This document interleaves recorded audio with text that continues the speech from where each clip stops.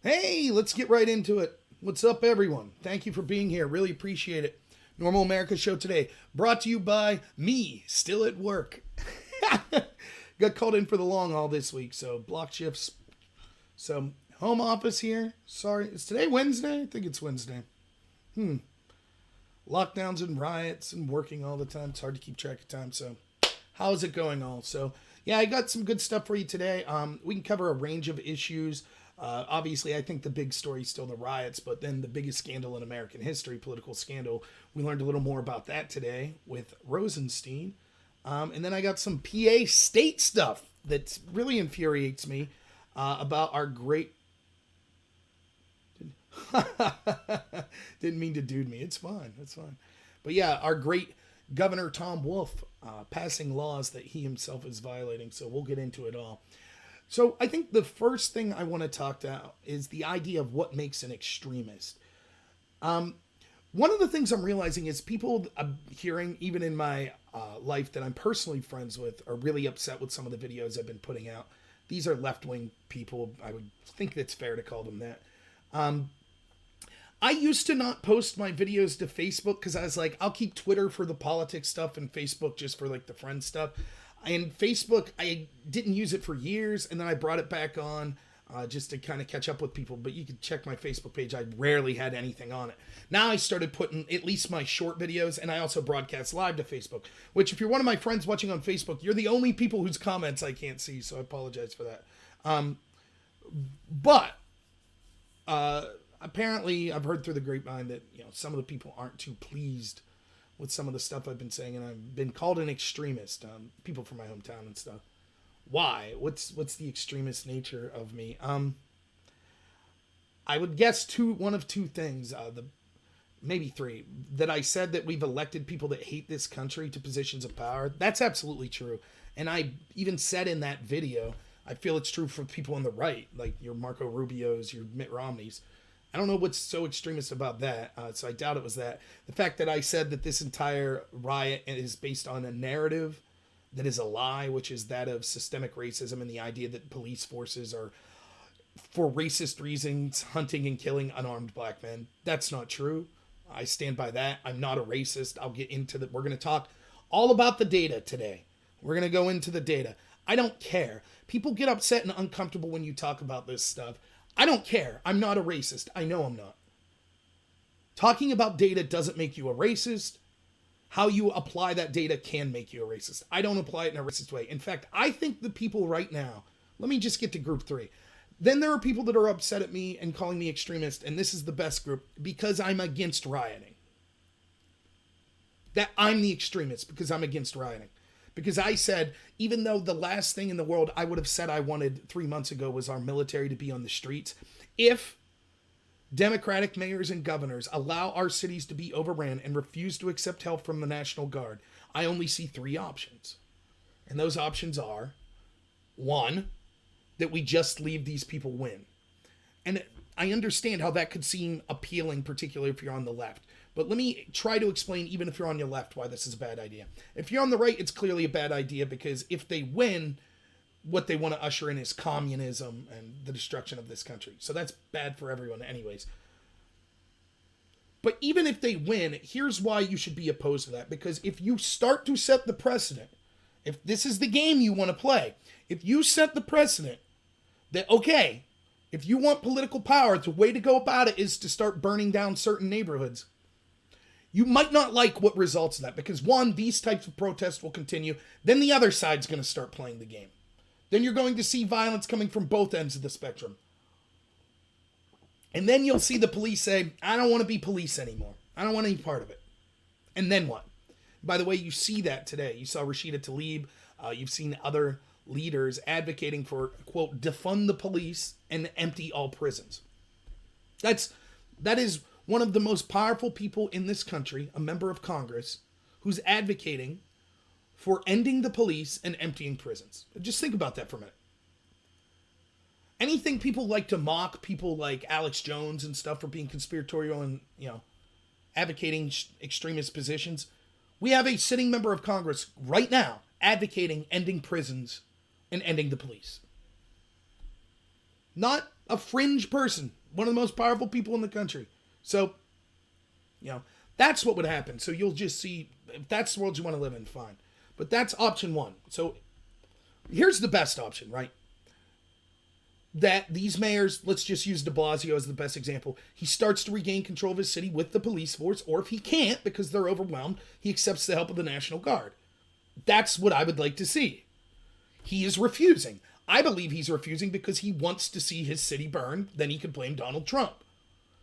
But even if you disagree with that and you say, well, he's just incompetent, or he thinks that bringing in the National Guard would escalate and make things worse, whatever. That would, to me, is the best option. If you don't do that, there's three options. The first option is leave the cities burned. The second option is Trump sends in the military. I don't like that. That's not a great option. I have problems with the idea of, could that get out of hand? Could it be set a precedent? I think that's better than option one, though. And then the third option is vigilantism. That people are going to have enough. They're just going to say, that's it. They're going to call their friends. Business owners are going to say, I'm tired of this. You remember the old Rodney King, the roof Koreans. Except you'll see random bands of vigilantes. And once it starts, then you'll see people from outside the city going to the city to help the vigilantes. You'll see armed people, and they will use lethal force to defend property over and over. And it will either end it with a bunch of people dying, or it will escalate the other side and even more people will die. And I don't want to see that. I don't want to see anyone die. Even these domestic terrorists, I don't want to see them die. I want them locked up. I want them to face justice. But I'm not supporting vigilantism. Now, having said that, if you should arm yourself, and if they come to destroy your property, you have the right to defend yourself. But I don't want it to escalate to a situation where mass vigilantism is necessary. So of those three options, none of the three of which I like. Do you want them to just let the cities burn? No. Do you want them to have this mobs of vigilantes? No. So then the military seems like the best option, even though it's not something I want. I don't want it. That's what they want. Right? And then I talked about this last night, my D-Live exclusive stream. By the way, Normal America on D-Live, please follow me there. The idea is, what they want is, we don't want that extreme. Most conservatives don't want that. I am a fan of small government. I am a fan of checking police powers and things like that. I am. I'm not saying the police are racist and evil and things like that, but I would like as limited government intervention in my life as possible. That's what I want. So I don't want to be the person that's saying, I think that the military should come in. I don't want, that's not something that makes me happy. That's what they want. They escalate to the point where they say you can't defend yourself. They don't like the Second Amendment, right? They say the cops are all racist, and they don't want them stopping the rioters, and they don't want the military. So what do they want? They want you totally disarmed and defenseless. That's what they want. And then they want you to, either yourself or through Trump sending the military, they want that sort of defense. They want that violence so that they can then point to you and say, see, you're the violent person. See, Trump's the dictator. He sent in the military. That's what they want.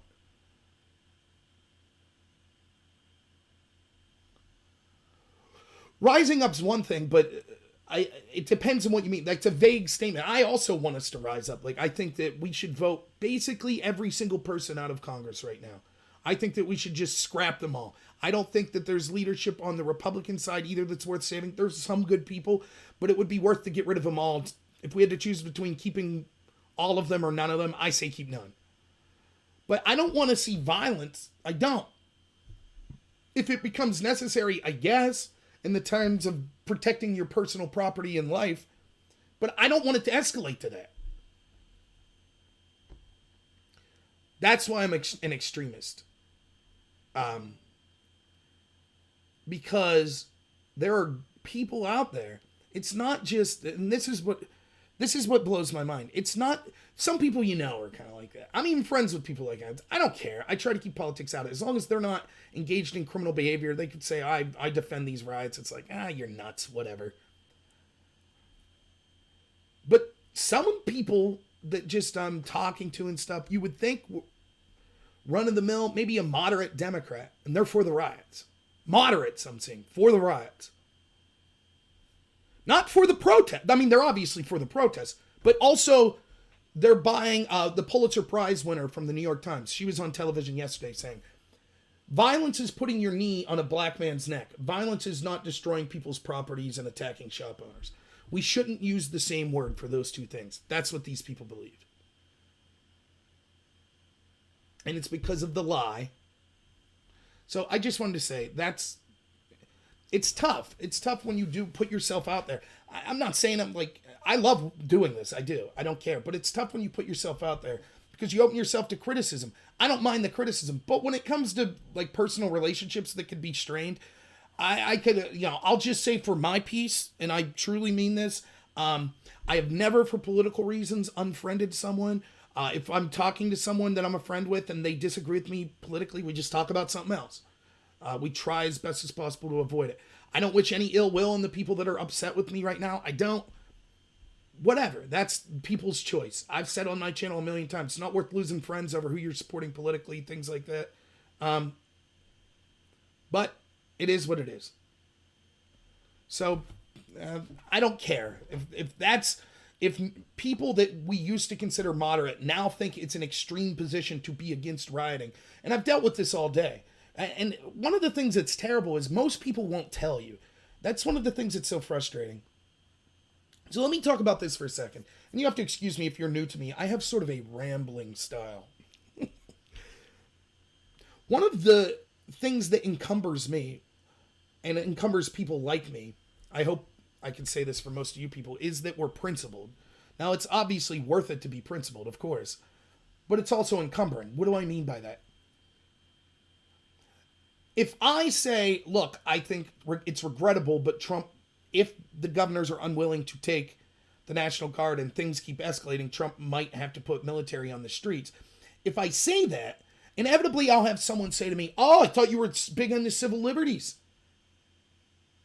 And so I have to think through it. I have to, no matter who says that to me, I'm like, okay, I have to take this criticism seriously.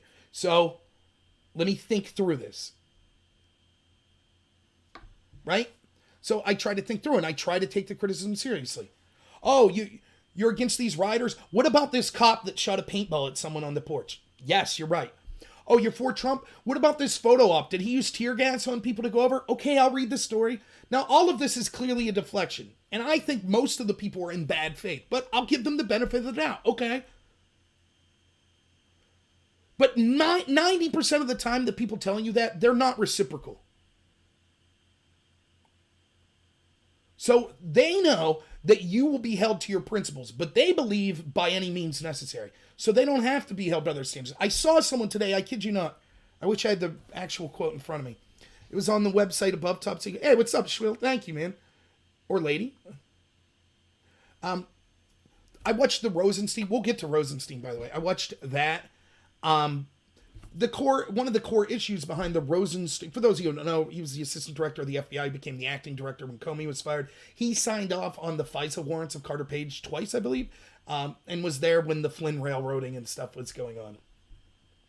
The issue with Flynn was this. They basically withheld they set him up and they withheld exculpatory evidence to try to throw this guy in jail.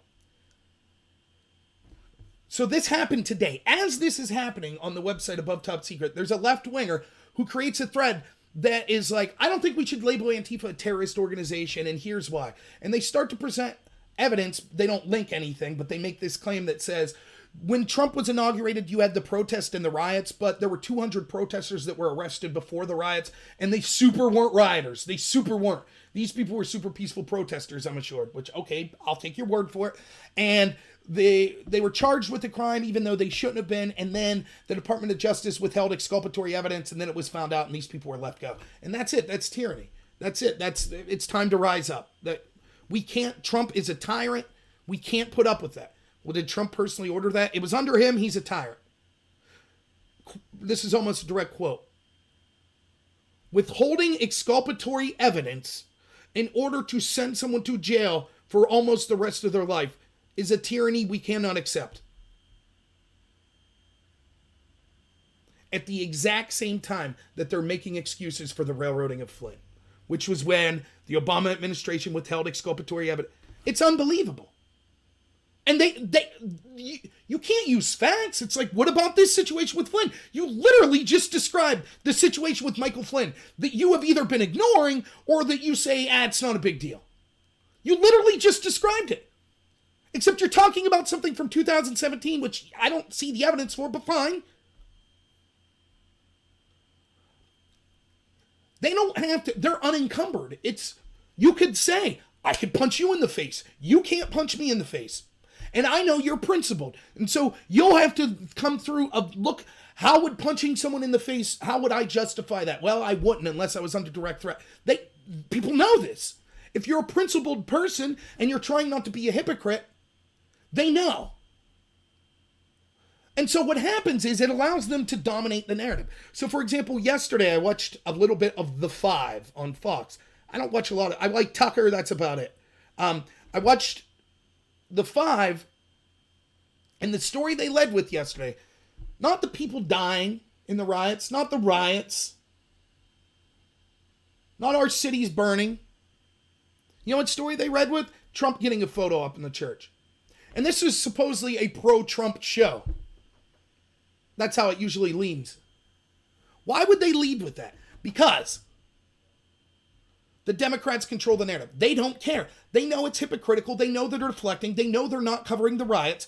They know they're doing it under the auspices that, this proves that, it's all peaceful protests. They're lying. But because I'm principled and people like me are principled, we're like, okay, tell me what your problem was. Let's look at it. I'll try to give it a fair shake. Oh, you can't label Antifa a terrorist organization. I kind of agree, believe it or not.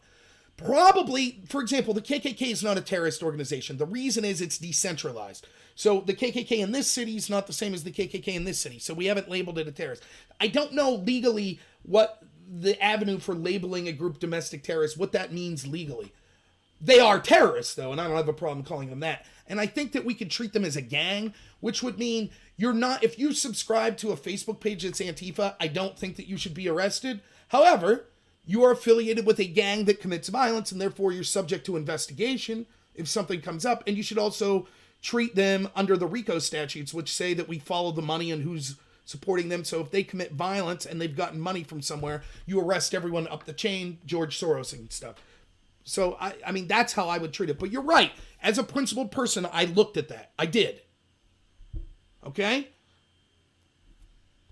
Maybe if we could prove there is a centralized leader, they'd treat it more like terrorism. I don't know. But I look at that. They don't care. They don't care at all. They're like, yeah, the KKK are terrorists. No, Antifa isn't. Well, Antifa, can you say Antifa's bad? No, they're anti-fascist. I can't tell you how many times I've heard that. I got a video I haven't put up yet, but it's like, did you hear the KKK's changed their name to the We Love Puppies and Super Hate Nazis group? So, the next time they're burning a church or burning a cross, which was 30 years ago, whatever. The next time they're burning a cross, remember, you have to support that or you hate puppies and you like Nazis, right? Because that's what they changed their name to. It's so stupid. But you have to deal with this kind of argumentation. So that's what's going on. They know when you adapt the philosophy that you are morally and intellectually superior to other people, and you don't have to hold yourself to the same standards that you hold other people, it justifies all kinds of insanity. It justifies not covering these riots and just saying peaceful protest. Everybody can see that that's a lie. Everyone. Think where we'd be if we don't have social media. It's one of the biggest psyop manipulations of the media I've ever seen. And that's saying a lot. They're just pretending it's all peaceful out there. You can see with your own eyes that it's not, and they're pretending. I'm old enough to remember during Charlottesville where I argued with people over and over and over. When Trump said there were good and bad people on both sides, they said, how could there be good people with Nazis? And I was like, well, actually, you had free speech advocates there. You had militia groups that were there to keep the peace. You had clergy that were there, and they were all kind of standing on the side with the protesters because the counter-protesters were there with weapons as well. So yes, there were good people on that side. And I assume there were good people on the other side that were like, we think these are white supremacists, we're protesting them. But there were also terrible people. There was Antifa, which was cheered on. We see the results of that. So we literally had the establishment in this country, culturally and politically, defending a domestic terrorist group. That's what was going on at Charlottesville. And then you had white supremacist types. And when I would defend Trump, they'd say, Trump said he likes Nazis. Trump says Nazis could be good people. KKK could be good people. So I'm like, no, he didn't. He gave 3 speeches. He specifically outlined in 2 of the 3, he named the KKK and neo-Nazis, specifically said they were bad. And the other one, he said there's no tolerance in this country for racial supremacists, blah, blah, blah. So even though he didn't say them by name, he specifically said, I'm not talking about these white supremacists. So even if you say, well, and this is the argument, right? This is what they'll say. I'm not on YouTube right now, but I will here in a bit, 223. This is what they'd say. There couldn't have been good people in that crowd, because how could you see the heinous actions of these Nazis attacking people and still be there if you're a good person? Yet with the riots, it's 90% good people. It's 90% good people. They don't have to hold themselves to their same standards. Wait a minute. So if I'm sitting there like, justice for Floyd, and the guy next to me is firebombing a building, that's cool. I'm a good person. Maybe, maybe not. But how could you make the same argument in Charlottesville? Nope, you couldn't have been a good person if you were standing there with them. It's just an absurdity. Can't wait for me to engage on YouTube. So, yeah, I mean, it's shocking to me to see how many people are for the riots. I thought that the take would be, like, for example, I can't even crap on all Democrats, even though I guarantee that the Democratic mayor of Atlanta buys into this racial grievance culture that's leading to this crap. She came out immediately and was like, these riots will not be tolerated. That's great. Even if I disagree with the narrative, I agree with being upset about George Floyd's death. I do. I disagree that this is somehow proof of systemic racism in police forces. I don't think that's true. I think there are racial issues in police force, but it's hard to explain. I don't see proof that it's because of racism. I see issues that could affect police in the black community. Like, I'm not going to quibble that blacks are disproportionately shot by police, but I'll get into the statistics later. Is it because police are racist, or is it because there's more violent crime happening in those neighborhoods? So I don't buy into this argument, right? But I support your right to protest, and hey, that's a good compromise to me. If you're like, hey, protest's good, even if I disagree with that, no riots. That's great. And by the way, Atlanta looks way better than a lot of these other places. Okay? But we have so many people that are defending the riots, and that's what's insane. You saw Cuomo last night say, the Constitution guarantees your right to protest. Where does it say it has to be peaceful? Well, the part where it says peaceably protest, like literally says that? You know, that part? This person I debated yesterday, Destiny, which you could, I'll get the video up eventually, sorry.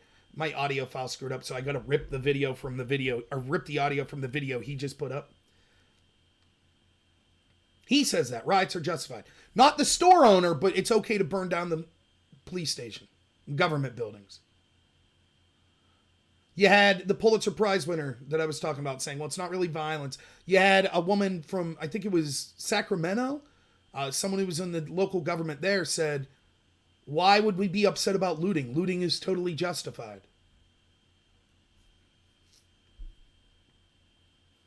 So it kind of amazed me. I mean, I knew there were extremists, but to see them publicly say that.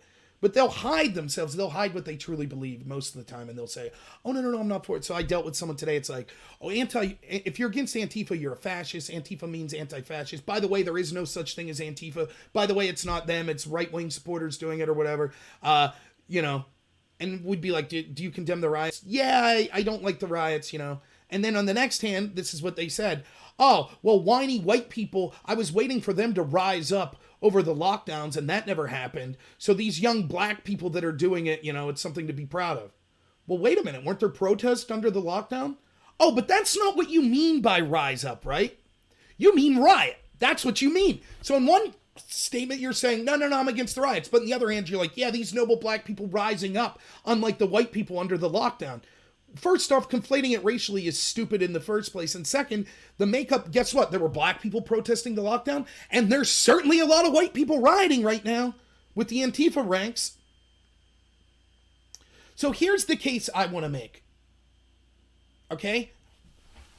I know my crowd's going to know I'm not an extremist for being against these riots. Let me again give my take, and I want to explain to you why I think if you're for these riots, you're a racist. Okay? If they're going to play the game with me, let me play the game with them. Okay? My belief is this. You have every right to be upset about George Floyd, but the idea that police are systemically hunting young unarmed black men to kill is a lie. Tucker Carlson watch the first 15 minutes of his show today. He goes through the stats last year. 10 unarmed blacks shot and killed last year. He goes through every single case. 5 of them, they were directly attacking police officers. I can't remember what the one was. And then 4 of them, of those 4, 2, the cops were charged. So that leaves 2 cases where we don't know. One of them was an accident, they said, but 2 potential cases you could say, and they're calling it genocide. 2?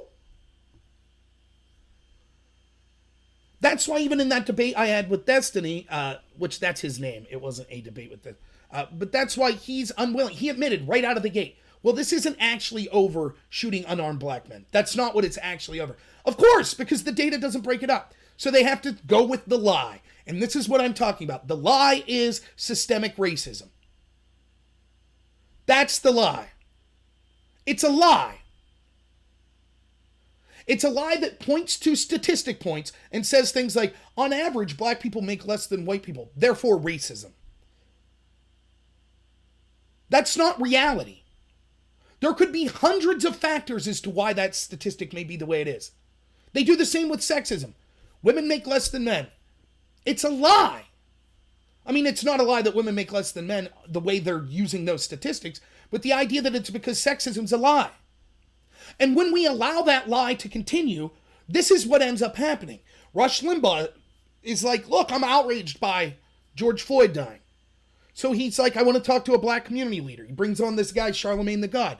He asks Charlemagne the God, he's like, I'm outraged. I got a big audience. I want to help. Let's come up with some real world solutions how we can help these problems. And Charlemagne the God says, here's what we need to do. Dismantle the systems of white supremacy. Okay, what's that? He might as well have said, here's what we need to do. Embrace love and not fear. Sure, that's a nice platitude. What does that mean? And so you have people ride. What do they want? What does Antifa want? What does the person burning down the police station want? What do they want? Do they want George Floyd's, the guy killed him, arrested? Okay, that happened. Did they want Trump to come out and say something? Yes, that happened. Did they want the DOJ to investigate? That happened too. What did they want? Oh, no, it's more than just about this individual case. They want police to stop shooting unarmed black men. Okay, we had 10 last year. And many of those were just because you're unarmed doesn't mean that a shooting was unwarranted. Okay, so that's it? If any time we're going to have riots, if we completely end the police, we just have one cop and it's a black man who super duper swears they're not racist and goes through all the tests that Black Lives Matter or Antifa. There's one cop in every city and it's handpicked by Black Lives Matter. And that cop, gets attacked by a black man and shoots him. The riots start all over again. It would be like, imagine saying, our demands are no more people die in this country, ever. If someone dies, we're furious. You've made such an unreasonable demand, it can never be met. There will never be a society without racism. There will never be a society where someone charged with holding the law doesn't intentionally or unintentionally harm someone with excess force. It is inevitable. It has been that way in every society. We're not, the way they talk, you would think we're talking about hundreds of or thousands of people being killed in this way. 10 people last year. That's less than die in Chicago in a weekend from black on black violence. That's what they're freaking out about. When we all, and everyone's agreed with this lie, not everyone, but it is the prevailing narrative. Antifa and Black Lives Matter think they're an insurgency. They think they're counter-establishment. They're fighting the man. But they are the man. Everyone in positions of power in culture and almost everyone in politics agrees with them. Listen to the Republicans. Listen to Nikki Haley. Oh, we know we have to fight systemic racism. Oh, we know about Black Lives Matter and blah, blah, blah. Do Black lives matter? Yes. All lives matter. Everyone pays, we know these racial, the racism that's going on in these police forces. Even the Republicans, most of them are saying it. It's a lie. And when you embrace that lie, even if you're like, who cares if it's a lie? If it helps the black community get what they want, fine. If you're on the left, you're like, fine. It's not a lie, but even if it was a lie, who cares? Here's why it matters even to you. Because if you really want real solutions to problems in the black community and problems with police violence and things like that, you can't base it on a lie because you'll never get a solution. So if your solution is end systemic racism and basically it's we need to embrace communism, or we need all white people to die, or we need to tear down the levers of power in the United States and start over, yeah, it's not going to happen. Sorry. Not happening. You've just said civil war, basically, is what you've said. And it's even not only is it revolution, it's childish to think that people are going to agree that. They're trying. So, instead, if it was like really about an issue, if they're like, it's about unarmed blacks being killed in this situation, and this situation, we could say, okay, let's look at what the common factors were. How can we alleviate those factors? What type of things do you think we could set up? But it's not. They say, no, it's systemic racism. Okay, what do we do to fight systemic racism? And they don't even know. People just talk about this stuff. They don't know what it means, 90% of them. And then those that claim to know what it means, it's like ethereal. It's always moving. I was debating this guy, Destiny. I said, what is it? What's systemic racism? What's like, you remember that black college professor that got pulled over by the cops? And then there's driving while black. You're more likely to get pulled over. And if you smoke weed, you're more likely to get arrested if you're black. And sometimes if you go into a place of business, people will look at you weird if you're black. And there's certain areas you feel uncomfortable being in if you're black. Let's say all that's true. Like, let's assume that's true. How do we change that? Because what they say is it's not just blatant racism, it's implicit racism. So all of us are implicitly racist if you're white. And what that means is without you consciously thinking it, you're racist to dislike black people. If that's true, how do we change it? You ever had to sit through one of these, like your corporate or whatever? Racial sensitivity training. All the studies show that it makes things worse.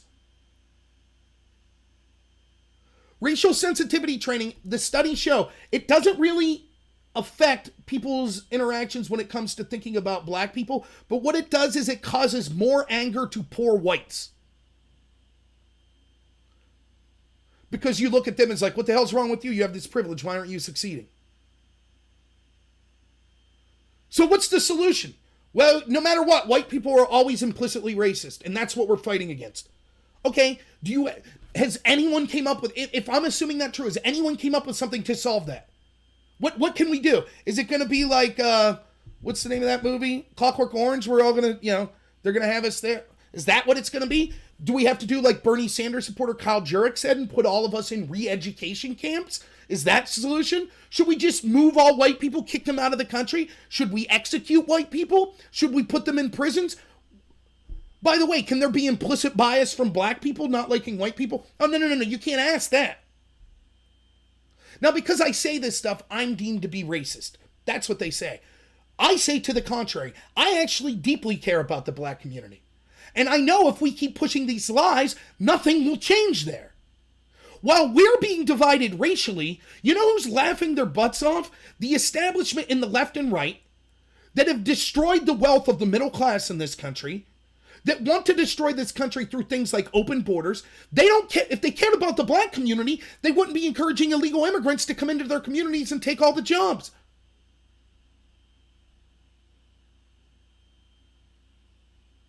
I look at what I see in the inner city and say, they said there was a problem after the civil rights movement. So the way to face it was the war on poverty. When we did things such as going door to door and telling black women in the inner city, hey, if there's not a man in the house and you have a kid, the government will send you money. They said, victim, victim, you're a victim. We'll treat you like a child. That's what the Democratic Party did. These places, all of these places where all of this stuff is problematic, have been controlled by Democrats for the past 50 years, almost exclusively. I brought that up in my debate. And the argument was, well, they're being impeded by those mean Republicans at the federal level. What are you talking about? Under Trump, the black community was actually doing better than it was under Obama, at least economically. It was doing phenomenally before the lockdown. So what is it that you want? How am I racist for saying I care about this community and I see it falling apart? And I think the reason is the policies of the Democrats. Well, what's your solution, Rob? Number one, try to do things economically. Second, stop focusing on on race in general. If you want to solve things, focus on solving poverty so that you could bring white and black people together to understand this is classism. It's not a race issue. Remember, racial relations were getting better every year until Obama came along. Isn't that weird? Once we had a president that kept focusing on race relations got worse. Which is another thing that I'm saying. Why, when you focus, it's like, let's say you were born in a crappy position. Let's say you were born handicapped, right? And you can't walk, so you're in a wheelchair. If you sit around every day and say, everything that went wrong in my life is because I'm handicapped. You owe me this because I'm handicapped. It's not fair. Like, you probably justified in saying it's not fair. But is your life, is that going to help your life? No. The more you focus on it, the worse it is. So if it's true that there's implicit biases, let's just stop focusing on it and then the bias will go away. Maybe the reason that there are these biases is because the narrative that's shoved down our throat by the establishment every single day that this country's a racist country. Every day. And so black people believe it and white people believe it.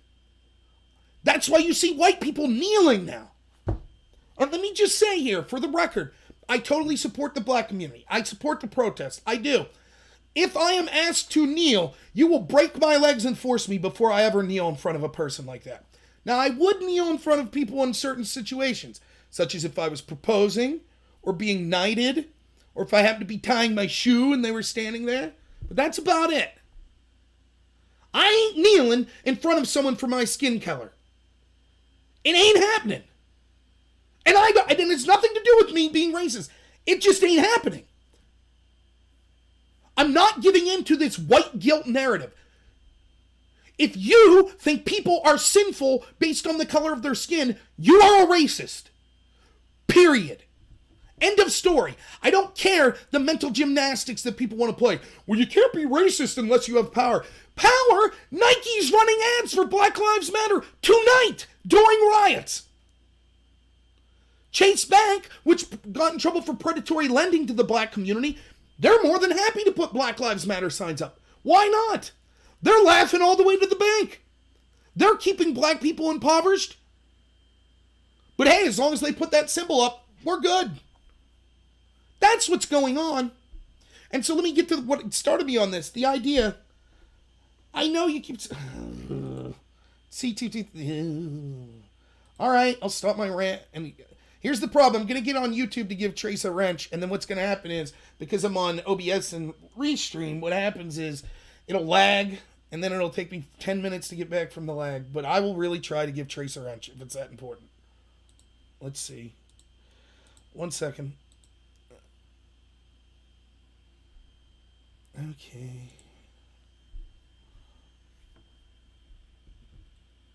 One second.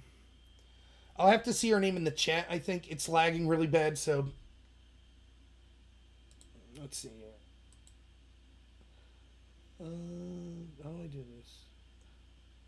There. I think that took care of it. All right. So, thank you, Trace. I appreciate it. My moderators are awesome. Thank you, 223. But yeah, so here, let me get back to the original point of this. So I have people in my life that support the rioting. If you're there, if you're on the left and you're listening to me, you're probably not right now, but that's okay. I welcome anyone. I really do. If you're listening to me and you support these riots and you think that it's extreme not to support those riots, I think you're a racist. Or at least if you're not a racist, that's a racist belief. And here's why. Because if you really think the looting's necessary, if you think it's important, then you are a piece of garbage if you're not volunteering your house to be looted. You and all of my friends and people I associate with that have this belief, most of them are white, or even if they're not white, they live outside of these type of communities. For you to say, yes, this looting and rioting is a very good thing because it's occurring in predominantly black neighborhoods, you're disgusting. Period. If you put your money where your mouth is. If it's systemic racism and it's financial, and you're saying, I agree, finally finally people are rising up, I agree with this. Oh really, how much money do you have? Are you volunteering giving your money and property to black people? No, you think that this country, you've got your privilege and you've got your wealth based on this society being racist, but you won't give it up, will you? Go ahead, move out of your house. Leave it be looted or give it up to the black people. Oh, no. Your moral superiority stops at the gate, just like that writer from the NBA. Burn it down, he said of the police precinct. Then the next night they came to his gated community. He said, these people are animals. That's exactly right. That's exactly how all these moral superior people feel. They'll tell you you're terrible if you don't. How dare you focus on the looting and the rioting? Like, that's necessary in a culture of systemic racism. Oh, really? So please, volunteer. Get a shuttle to take some of them to your home. Don't have the door locked. Leave them get in freely and take all of your possessions and burn down your house. Oh, and I hope, that situation in Richmond where they beat a woman and then the husband was screaming, stop hitting my wife. Hopefully they don't decide to just beat the heck out of your wife, But hey, it's good that they're beating your wife. That's a good outlet for systemic. You're white after all. You have guilt. You deserve to be beaten. How arrogant, how condescending and disgusting do you have to be to watch other people's property being burnt down and say, yeah, I support that? It's unbelievable. Right, I'm not shamed. I don't care. I don't care at all. I don't believe in political violence. I don't believe in property destruction because you have an issue. I don't. And people are saying, well, it's like the Boston Tea Party. No, it's not. Can you imagine Thomas Jefferson saying, we're going to throw all this tea in the sea, and then after that, we're going to go to my neighbor's place because he has a competing farm of me, and we're going to kill all of his livestock and take all of his possessions, and then beat the crap out of him and his wife. Yeah, I remember that. I remember when that happened with the Founding Fathers.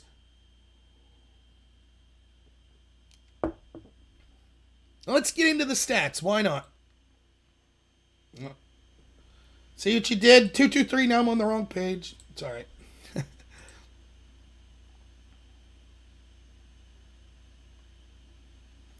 want you to look at the date. This is me on Above Top Secret. September 20th, 2016. Because I have been having this fight way before this. But this was the most far back example I could find on this website. This was when Kaepernick was doing stuff and Ferguson and blah, blah, blah.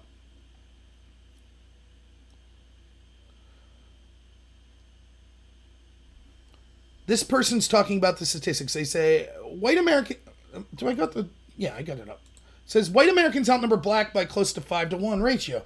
Now, do the white Americans get killed 5 times more often by police, or we killed disproportionately? And here's what I said. It's been discussed over and over. You're right that whites outnumber blacks 5-1, with blacks being around 13% of the population, yet they commit 52% of murders and other violent crimes in disproportional numbers. I'm not going to bring that stat up. I assume you believe me there, but there it is from the FBI website. There are around 37 million blacks and 4,379 black arrests for murders, and I think this was 2015 was the numbers.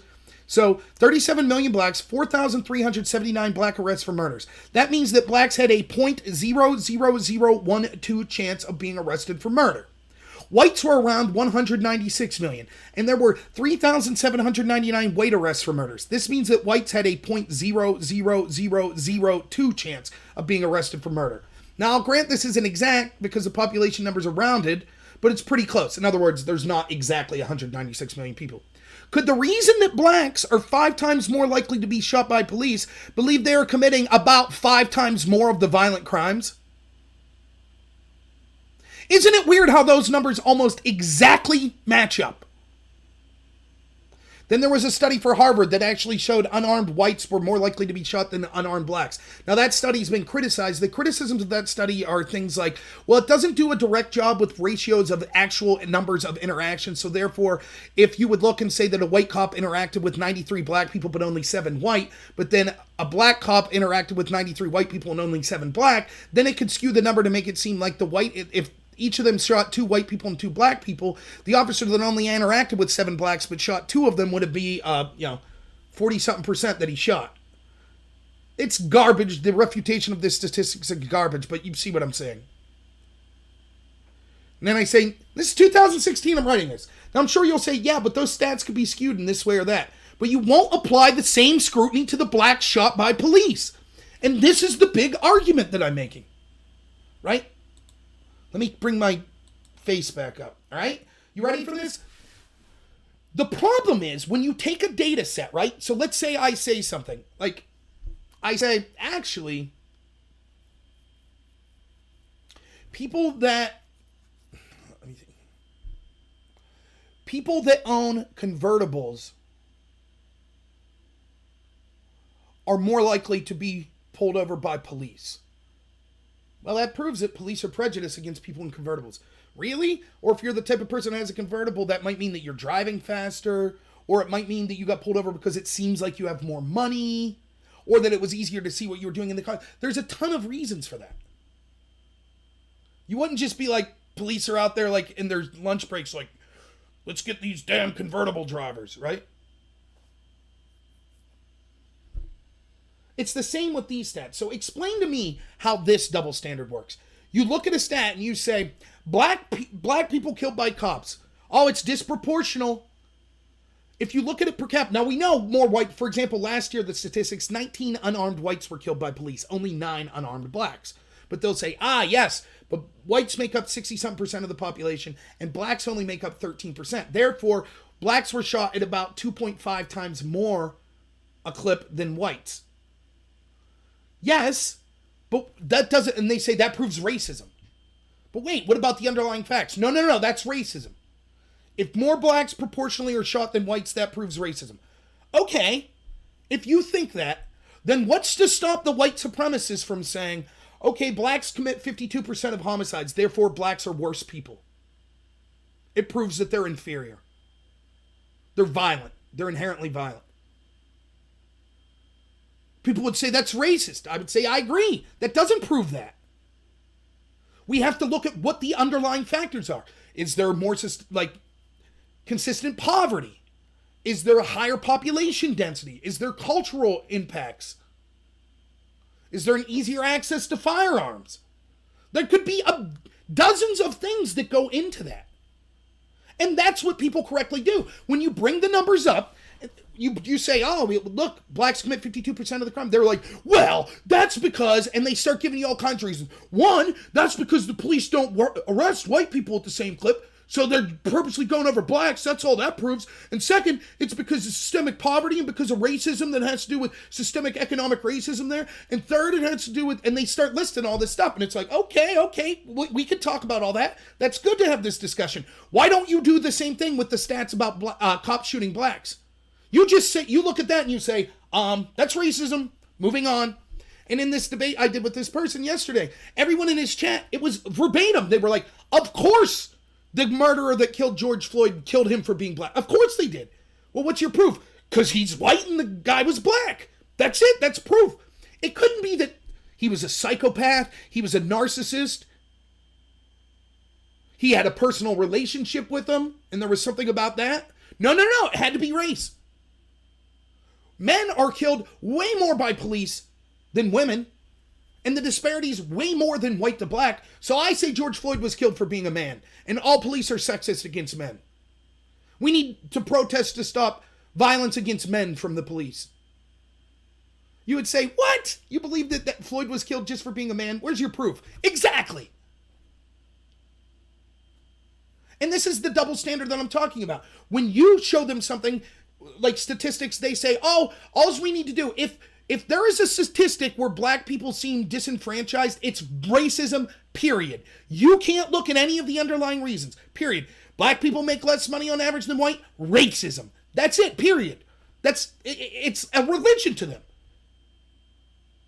Now, you have a statistic that shows that black people it somehow advantages black people, or it impugns the black community. All of a sudden, oh, no, you can't make broad judgments after that. We need to look into what's going on here. Yeah, go to Destiny's channel, and he put the debate up. And read the comments people have and how he crushed me. So let's go to some more, right? Let's do some more on here.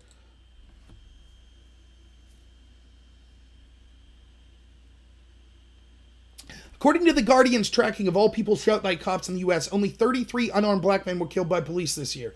65 unarmed white men have been killed. Given the police's more likelihood to have high-stress encounters with blacks due to disproportional amount of violent crime in some black neighborhoods, these ratios are about what you would expect. Every unjustified shooting is a tragedy, but we are really supposed to think that these numbers suggest that a police force that can't wait to kill blacks. Heck, more police have been shot this year than unarmed black men. But you got to keep the narrative going.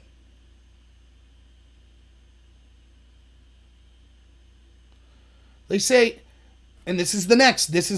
I've had this argument hundreds of times with people.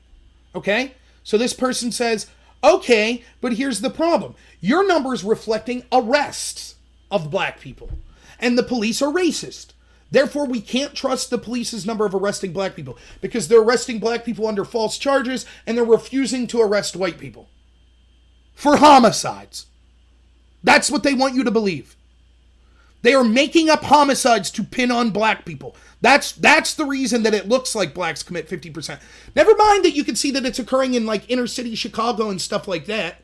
Nope, it must be white people that are pretending to be black, driving into inner city Chicago, shooting a bunch of people, and then leaving.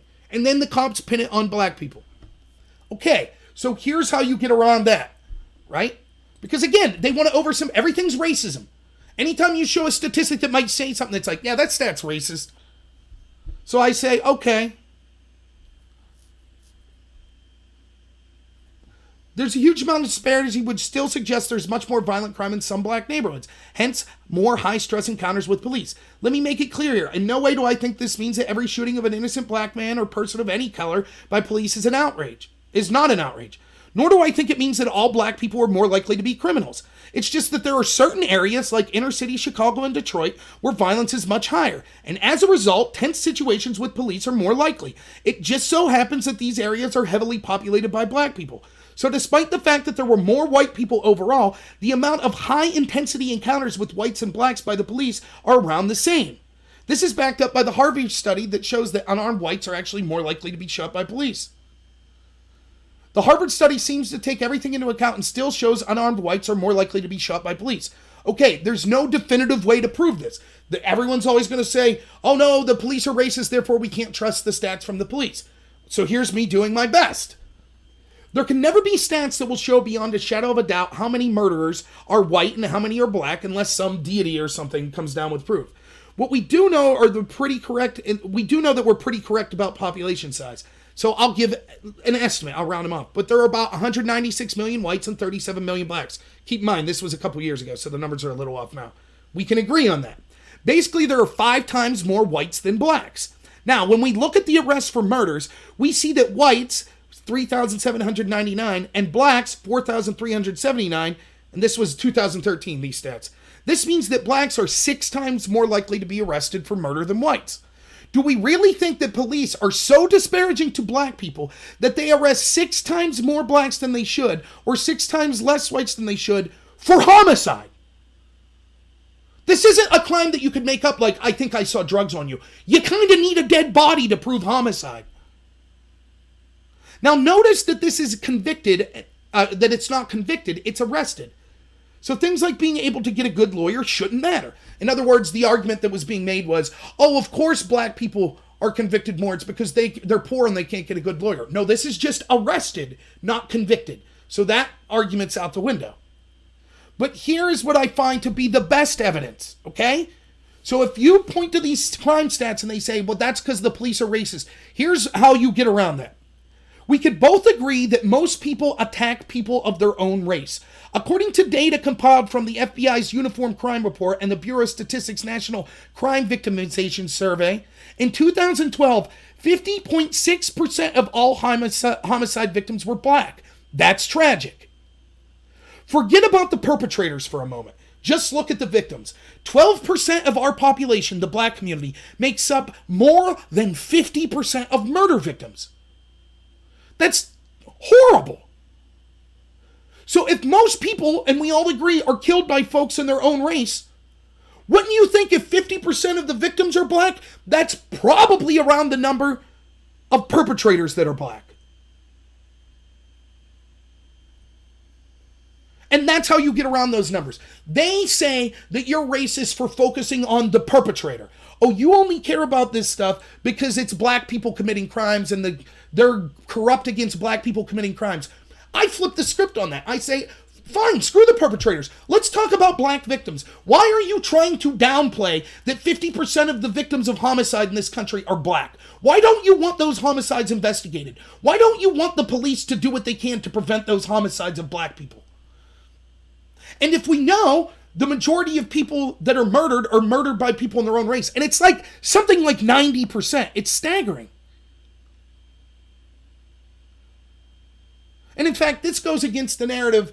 It's true, though, that this is true, blacks are 23 times more likely to kill a white than vice versa. So this narrative that's put out that evil whites are hunting down blacks is absolutely not true. However, white supremacists might want to use that stat to be like, oh, blacks are 23 times more likely to kill whites. This proves that roving gangs of black men are out killing white people. Not really, because again, with whites, you're still 90% chance to be killed by a white. And I can explain these statistics. Think about it this way. If black people are 6 times more likely to commit murder, then yeah, it seems like they'll commit more murder against all groups. 90% is going to be in their group, but that number of 10% in the outside racial groups is going to be higher, which is why you see. Now again, I'm not saying this is because of their ethnicity. I'm not citing these statistics to say, therefore, screw black people. To the contrary, it's a damn tragedy that this happens in these communities and no one cares. And why does it keep happening? Are you ready for this? Because systemic racism. Because that lie. Because once we embrace that lie, as soon as you try to look at these actual numbers, they say, racism, racism, racism, you're a racist. We can't discuss these numbers, you're a racist. And when we can't discuss the problem, we can't solve the problem. So instead, we talk about fairy tales, about undermining systemic racism. And we talk in empty platitudes that say, we need to fight the power. We need to dismantle the systems of oppression. And meanwhile, every year, thousands of black people are being murdered. Every year. Yes, it is. There's a lot going on. It's culture. It is systemic poverty. People say, well, wait a minute. Some of the poorest communities in the country are in Appalachia. That's true. And they're more of a white population. But I think there's something to be said to have crippling poverty and simultaneously being a high population area. It creates angst. It creates an incentive to try to have a bunch of people that are in a poor situation clustered together, which creates an incentive for violence. There are cultural problems. For example, there's cultural problems of distrust of the police, which means that oftentimes people aren't going to the police to solve disputes, and they take matters into their own hands, which could lead to stuff. It could be cultural problems because we glorify sort of a gang culture in those communities. So I'll just finish up here. Me and you both know the vast majority of these deaths occur in certain neighborhoods, such as inner city gangs. So when police go in these areas, they're more likely to have these conflicts. Take race out of the situation for a moment. I live in rural Pennsylvania with people of many ethnicities. The amount of unarmed people shot by the police in rural areas is extremely low. Then again, the amount of police encounters with people in rural areas is also very low. The opposite is true of inner cities. People shot by cops are up, but so are the altercations with police. So to me, it makes sense that because police deal with more violent situations in these black communities, there will be more likely to be incidents where we see police acts that were egregious. Poverty, living in high populated areas or what are some of the causes? Poverty, living in high populated areas, having few two-parent homes, having a culture that glorifies bad behavior, war on drugs, no job opportunities, having a victim mindset crammed down their throats, and more things. Let me tell you something about me. I'm 32, white, I'm 35 now. Grew up with a great family in a rural neighborhood. Now make around 30,000 a year. I've increased. I'm up to around 40. Live in the same town I grew up in. It's still basically true. I love my life, think I'm doing good. But if I was born in a poor inner city neighborhood in a single parent household, and I'm 95% sure I wouldn't have made it. I would have fell into drugs and violence, no doubt in my mind. I am lucky. I acknowledge that. In no way do I think that the blacks in these inner city are somehow genetically worse than me. I basically just got luckier than them. I think that people that work hard and achieve greatness despite harsh upbringings are among the greatest people in the world. I harbor no ill will to blacks. I want them to succeed as well as all groups. But I'm not going to ignore the facts. And the facts suggest that blacks, particularly young black men in these tough inner cities, commit a far disproportional amount of violent crime. And the biggest victims of violence are other blacks. We could discuss the reasons, but the numbers back that up. This increased violence leads to conflicts with the police.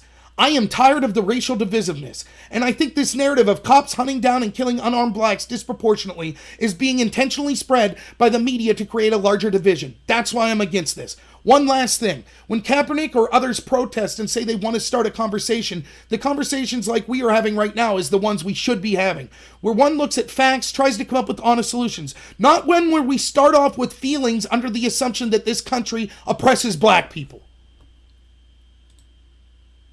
2016, the same damn debate. The same debate. The exact same debate that we're having now. And I was warning, I'm not the only one, but I was warning people, we're going to see riots over and over and over again as long as we keep pushing this lie. Remember when Eric Holder said this country's too cowardly to have a conversation about race? No, it's not. I'll have it right now. I'm having it now. What he means is we won't agree with him. And that's what they're forcing. So once you buy into that narrative, okay, white people have the original sin. You are evil because of your skin color. Okay, then what's that mean? Kneel before the black people. Leave them loot your homes and say you're in solidarity with them. What does that solve? Did that solve the problems in the black community? Nope. Homicide's still going to be through the roof. None of it's solved. The real problems don't get solved. And we have these symbolic gestures and this sophist language. Meanwhile, the Al Sharptons of the world, the people pushing the race hustling, they're getting rich. But the black communities, 50 years of this crap. Is it getting any better? No. Of course, there are racists in the police. There are also racists outside of the police department. How many, though? That's the problem. I'm not going to buy into this country is racist crap. But when you point to me to a specific racist, I'm with you 100%. I have no love for them. Point them out. No problem. We can all agree, I hope, that yes, that person sucks. Get him out. But we can't even do that. We can't even point out all racists. Why? Because we've brokered the assumption that this country is racist against black people. And so when you have racist blacks that hate whites, that's not racism. We don't talk about that.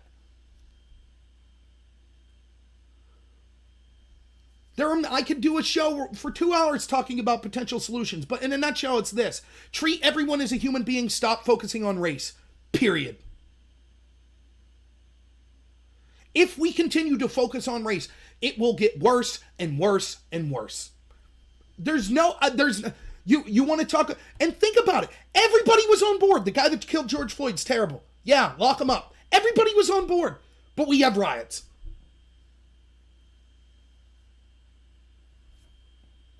All right, what else did I have lined up to talk about today? What do you guys want to hear next? You want to hear about Rod Rosenstein? Does that sound like something that everyone would be into? Let me connect these two stories. One of the problems, and I get a lot of heat for this because I'm admittedly, I'm biased. If you're new to the channel, I'm biased. I'm conservative. I ran as a Republican. It's who I am. I'm biased, okay? But I do welcome voices of all people that disagree with me. That's why I did that debate yesterday. And I'll talk more about that debate later. But I take a lot of heat because Trevor says, okay, good. We can go on this. Race is still an important factor. One can't ignore it. But about what? One, how does focusing on the race help this situation? Let's assume that it is an important factor. Okay, it's an important factor, and so we do what? We focus on it, and then what? Like, I don't understand how race is a factor. Like, for example, gender's a factor, right? Police kill men way more than they kill blacks. Or the difference between men and women, the deaths from police killing, is way more of a disparity than the difference between whites and blacks. So do we focus on gender? Do we have to have a serious conversation in this country about police shooting men? I don't know what the factor is. Is it true that black people are committing? Yes, we should talk about that. But is race a factor in that? Is it true that cops are shooting more black men? Yes, but is race a factor? Is it correlation or causation? So, I don't know. But I'm not ignoring it. I'm trying to talk about it. And let's say I'm wrong. Fine. Then let's have a discussion. And yeah, this is before we move on. We have to have a sense of proportionality.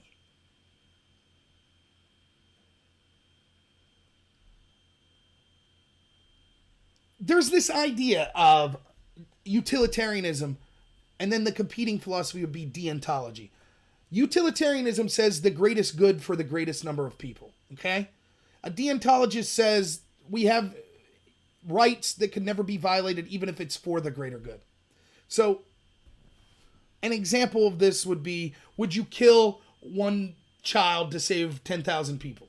A utilitarian, the answer could be yes. Deontology would say no. It's clearly a hyperbolic example. But that's the gist of it. Now, the truth is you can't be completely utilitarian or deontologist because you would never justify a heinous, grotesque action to one person because it was good for a group of other people. It would be crazy, right? But there's a question of where should you lean closer to. The best that I've seen this outlined in fiction is in the graphic novel The Watchmen, which there was also a movie. The series sucked, but there was a movie as well. There's two characters that epitomize this. Let me see if I get this right. There's the bad guy. What's his name? Oh, goodness. See, I'm using this example, and I don't even remember the guy's name. But basically, it's these heroes, and they're fighting this bad guy. And the bad guy is a hero. He was a former hero. And is Ozymandias, is that it? It might be. He's super smart, super strong. And he sees that this takes place during the Cold War. And he sees that Russia and the United States are going to nuke each other and end the country. So he sets up this situation where he sets up a fake alien attack on New York and it kills millions of people. But it unites the world because they're afraid that there's aliens. And so the good people in the story, they get wind of this and they're like, dude, no, you can't kill a million people. And so they go to fight him. And there's all these characters. So that character represents kind of extreme utilitarianism. Then there's this character, Rorschach, and he represents extreme deontology. And Rorschach says you could never commit anything that would be against someone's rights for any reason whatsoever. So he is completely opposed, and he's outgunned. He just gets the floor wiped with him, right? But what Rorschach does is, as he's dying and he realizes that he's lost, he actually wrote a journal which gets found that proves that this person, Ozymandias, he set it all up. And so the tragedy at the end of The Watchmen is you had the million people die and it was all for nothing because once the story ends, the narrative will get out that, nope, it wasn't aliens. It was all set up by this guy and they'll go back to the Cold War. But that's kind of, just to give you an example of utilitarianism versus deontology, okay? So we talk about this, is Joe lurking on here? What was I talking about? Why I got in deontology? Oh, the idea of the greatest good for the greatest number, or should we suspect these systemic rights and things like that? And what we need to understand is that there has to be a sense of proportionality.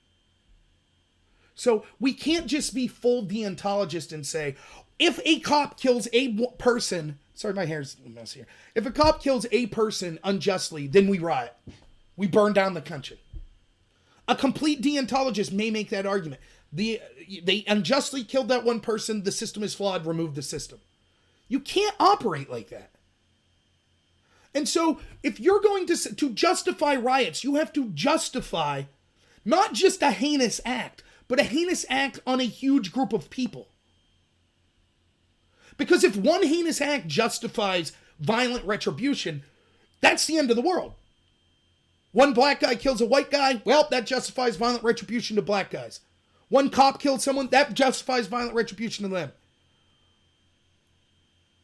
You can't live like that. So what are we talking about? 10 unarmed blacks killed last year? 10? By police? Tragedy. Again, I don't know. I didn't personally look in. The way Tucker presented it tonight, many of them seemed like they... Just because you're unarmed doesn't mean you're not in a justifiable shoot. If I'm squeezing the life out of someone and they have a gun and they shoot me, that's their last line of defense. I was unarmed.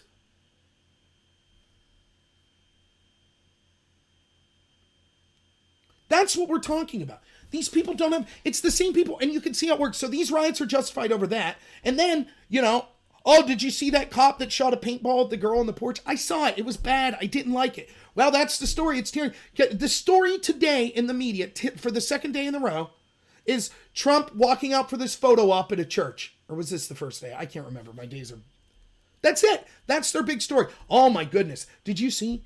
They tear gassed this crowd, Let me give my opinion on this story. Yes, if everything is as initially reported, that's bad.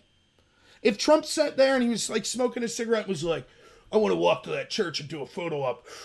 Get some men down there, tear gas, clear that out. Yeah, that's bad. Okay. I doubt that Trump personally said it. He probably said, you want to know? Let's be honest. This is what happened with Trump. You ready? Here's what happened. A bunch of people said he was a coward for hiding in a bunker. And so he was probably in the bunker watching Fox News when he saw that. And he was like, I'm no coward. Come on, let's go. I'll go outside right now. And the Secret Service is like, Mr. President, no. You can't just go outside while there's people out there rioting to kill you. So he's like, I tell you what, tomorrow, that church they're burning down right now, tomorrow I'm walking to that church. And I'm going to tell them we ain't scared of them. We ain't going to put up with that crap. Okay.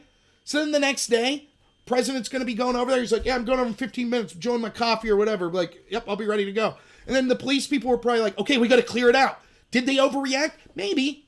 Turns out now it looks like they didn't use tear gas. They used smoke. I think that's a quibble not worth quibbling over. Did some of them possibly behave badly? Maybe. Is that bad? Yeah, sure. But that's like complaining about stubbing your toe when you get diagnosed with cancer. The country's on fire. People are being murdered in the streets. Businesses looted and destroyed. People's livelihoods being wrecked. And you're mad because Trump took a photo op at a church and cleared some people out of the way first.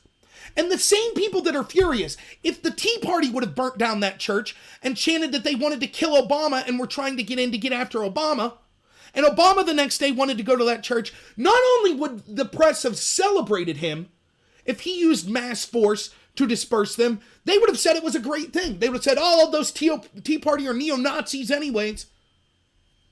So yeah, I'm sorry that I'm taking a grain of salt. Yes, as a principled person, I could look at this and say, yes, that's not good. What's the punishment? Well, this is tyranny. That's what they say. You're a state sponsor of terrorism if you're for that. I'm a state... So Obama cleared crowds. There were people in Ferguson and stuff, if you listen to the people on the street that said, we weren't doing anything wrong, and the cops cleared us. Okay, then there was tyranny under Obama or those Democratic mayors, right?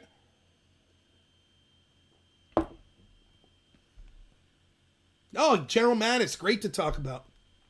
Who called that? This guy right here. When General Mattis was forcing Trump to bomb Syria, I was telling you what a scumbag he was. And he is. Thank you for your service, General Mattis. You're a scumbag. For those of you who don't know, Mattis came out. This is the first president in my lifetime that I've seen not unite us. I'm ashamed of Donald Trump. Join me in coming together against him. Great, buddy. Maybe they'll give you another lake house next to Bernie or something. Good job. You're a hero.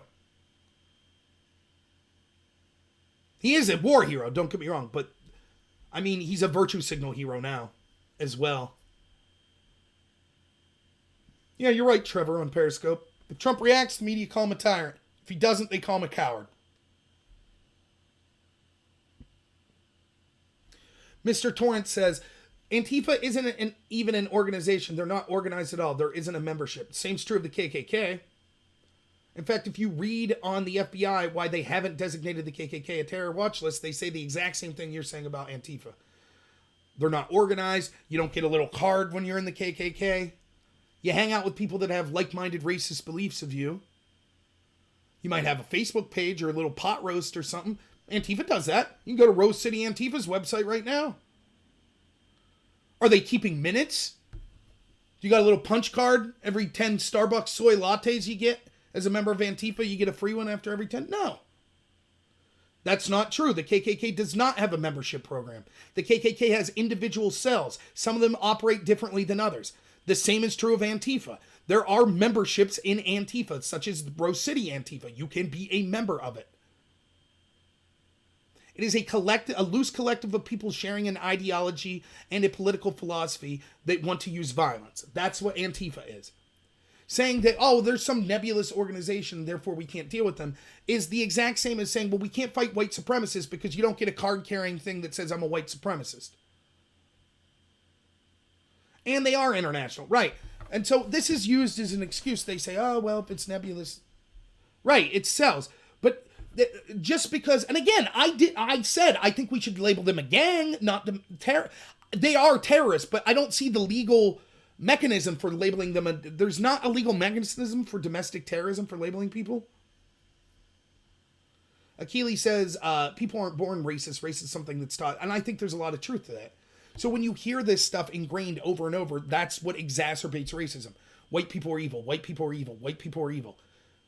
People believe that and say, oh, okay. And remember, here's another thing. The more you focus on race, the only people that win are the people that are controlling us and then the extremist race groups. That's who wins when you focus on race. Black Lives Matter loves Richard Spencer and the white nationalists. They love each other. They're the best recruitment tool each has. The more people that join Richard Spencer, the more people will counter that by joining Black Lives Matter, which then more people joining Richard Spencer. So, what's up with Drew Brees? Can someone tell me? I didn't see what he said. I do like Drew Brees, though. But anyways, let's talk about Rosenstein and where I connect. Let me just give my real quick take on Rosenstein. I don't know how much time I want to spend on it. I got all of my writings here. I could go specifically through it all if you want, but I kept notes as we were going. What I'm going to do is just read you my conclusion, I think. Though, okay, you want the highlight? Here's the highlight. Senator Kennedy starts off by reading Strzok and Page's text. At one point, here, I'll put it up. I wrote this at 12:54. Here's what your boy was up to at 12:54 today. Kennedy wasting time reading Strzok Page text we have all seen. But he did say penis twice. Whoopee! He's like, Lisa Page texted that she thinks Trump is a real penis. Well, she didn't say the word penis. She said a different word. What a show. A mess.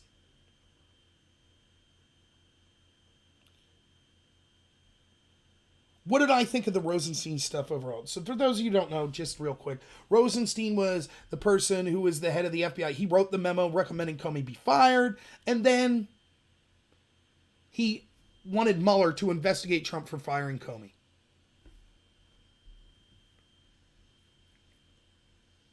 Here's my overview I wrote, short. Here's what was good. Rosenstein admitted that Mueller's team basically wrote the scope memo outlining what Mueller would be doing. Now, here's why this is important.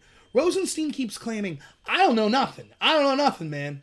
He's the guy who, if you submit a document to somewhere and if you're in your place of work or whatever, the top dog, the CEO, your supervisor, whatever, they're the one who has to sign off on it at the end, right? That's who Rosenstein was. So they have all these, wiretaps and stuff that were illegitimate, the warrants for them. And Rosenstein will admit that. But anyways, he had to write a memo to bring in Robert Mueller. And that memo outlined exactly what Mueller would be looking at. Well, it turns out, he says, they're like, well, how did you come up with the information on that memo? And he's like, oh, I just listened to FBI agents and basically did what they wanted me to. Well, who were those agents? Strzok, Page. other people that then became Mueller's team. So in other words, you had a bunch of people that hated Trump, and they say, oh, we need a special counsel investigation. So they knew that they would be tapped for the special counsel, and they said, we'll write the memo saying what we should investigate. Now, the reason this is bad is, theoretically, when you have a special counsel that has this much power, you need someone outside of the council reining them in. That's the idea, right? So if I give you, as a police force, powers to do something, to do an investigation, I need someone outside of that force to supervise it and to kind of outline the rules of that investigation. Because if I leave the force themselves make the rules, then it's going to get out of control. There's no oversight. And so Rosenstein basically admits, well, actually, they wrote their own scope. So whatever they wanted to investigate, they could. Who wrote it? The people talking about an insurance policy against Donald Trump. So that was one big thing.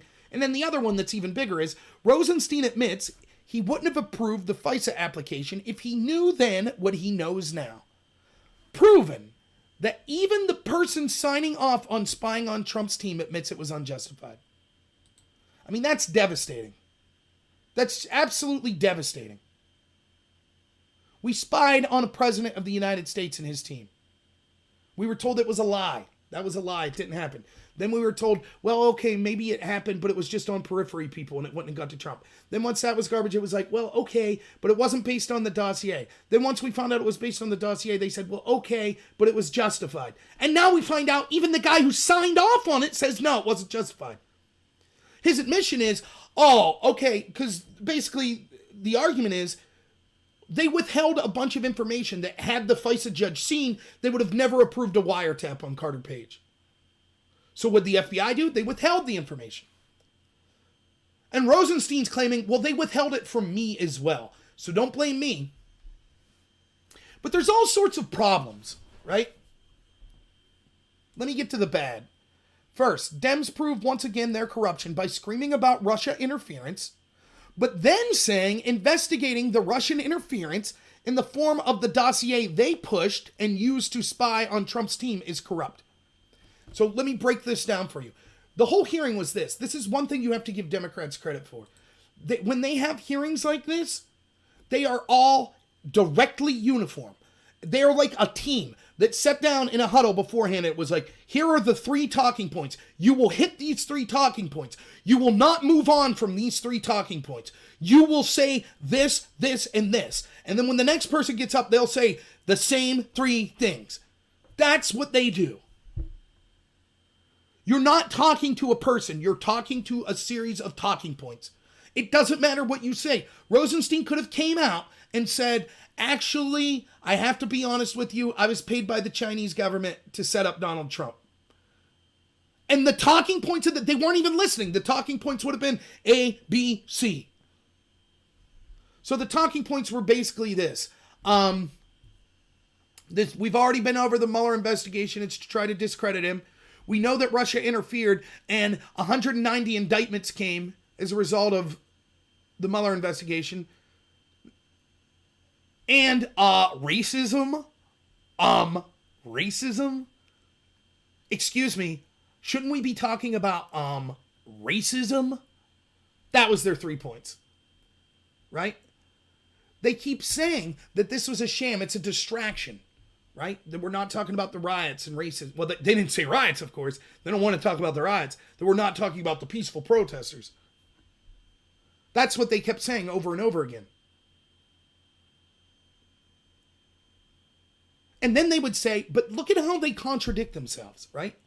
And this is something that I think I'm good at. When people are making individual arguments, your gut reaction is, Judge Judy says this all the time. I like Judge Judy. Even though she endorsed Bloomberg. How'd that work? But she says this, all the time. She'll say, listen, if you tell the truth, you don't have to think too hard. It's the same here. If you're just telling the truth, then you don't have to think and keep your story straight. But if you're trying to win an argument, or if you're trying to be political, then you got to think harder. You got to think how things line up. So if you're in that position and you're just trying to win an argument for the sake of it, or you're just being political, Your gut reaction is anytime someone says X, you say Y, or you say X isn't true. This investigation was corrupt. No, it's not corrupt. But oftentimes what happens is, then if you line up everything you just said, they contradict each other. So, here's the contradiction. Let me say again what they said. 1, Russia interfered and it was a super bad thing. 2nd, the Mueller investigation was good because it led to a bunch of convictions. And 3rd, this is a distraction. It's harming the country because we should be focused on race relations. Well, issues 1 and 3 contradict each other. Because what is this investigation about? It's about corruption. And a large part of that corruption has to do with the fact that our FBI and DOJ under Barack Obama helped their party, the DNC and Hillary's team, paid a foreign spy to get dirt on Trump from Russians. Thank you, WZ. To get dirt on Trump from Russians. And then they gave that dirt that we now know was lies, so it was disinformation. They gave it to the DOJ and the FBI, which started a 3-year investigation. It wasn't the start of the investigation, but that was a huge central part on the actual spying. In other words, the Kremlin-sourced dossier is the biggest piece of Russian interference that occurred. Period. If your first argument that every one of these Democrats was making is, remember, Russia interfered. It was super important to look at Russia interference. And then when you get down to the bottom, it's like, I don't know why we're looking at this Russian interference today that we, the Democrats, paid for. You can't have it both ways. You told us for 3 years the most important thing in the world was Russian interference. Okay, now we know there was Russia disinfo that you, the Democrats, paid for. That your president had his DOJ weaponized to spy on Trump. And it was a lie. So why would the Democrats... But none of the Republicans were capable of pointing this out.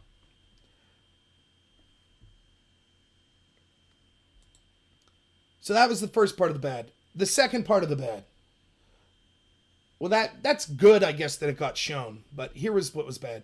Most Republicans grandstanded and didn't ask the most pertinent question. And it's clear now that only low-level people like maybe McCabe, or low-level people and maybe McCabe will be scapegoated. No justice, no peace, right? So let me talk about those last 2 things. This is what infuriates me, and this is how it tangles in. I know, look, I hate the establishment Democratic Party. I hate them. I think that they hate this country. I talked about that a lot, right? I'm disgusted with a lot of these Republicans. Disgusted.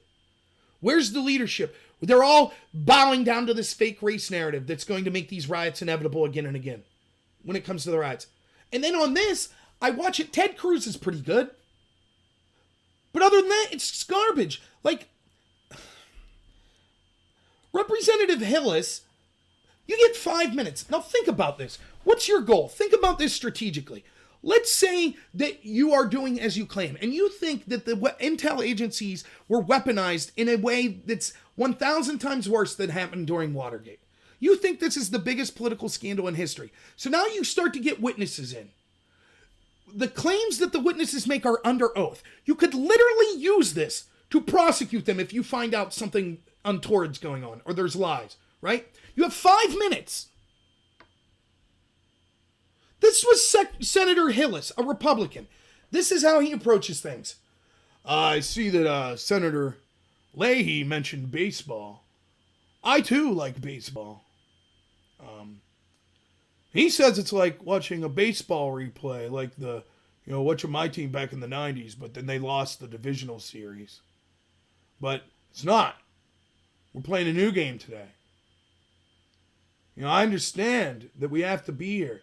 It's important for us to... On and on and on and on. And then Senator Ernst gets up.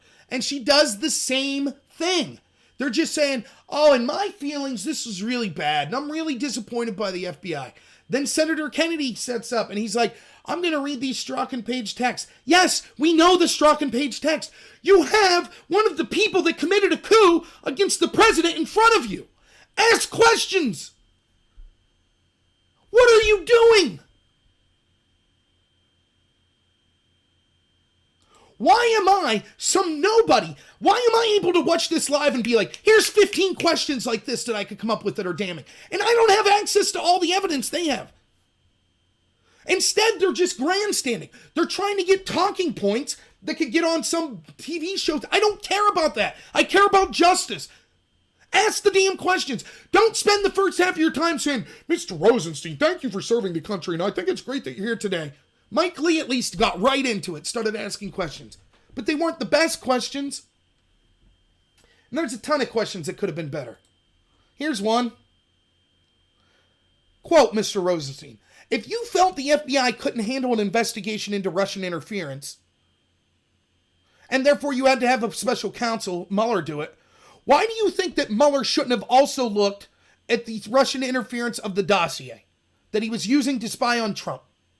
Because what is admitted when they basically ask him about the dossier, what he says is, oh, I felt that that dossier is something the FBI could handle to investigate, so we didn't need the special counsel to look at it.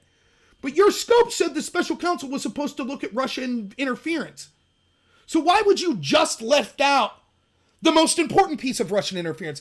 Isn't that odd? We have all these accusations of Russia interfering to help Trump, but the biggest piece of interference that was paid for by the Democrats, that's the one piece that Rosenstein thought, no need to have Mueller look at this. And Republicans can't hammer down on why that's ridiculous? But no one asked it.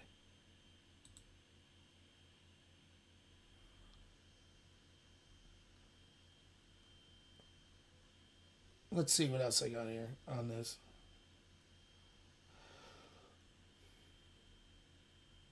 Booker at one point said, Booker said he's really sorry that this hearing was happening today because it's causing political division. He pushed the politically divisive Russia lie for 3 years. But investigating his political division is political division. And the Republicans don't call it out.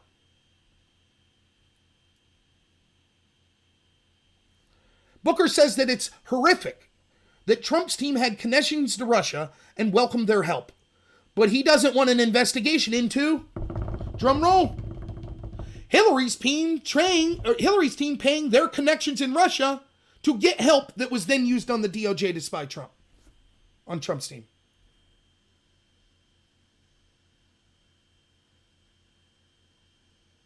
Then he says the country's racist, so he can't.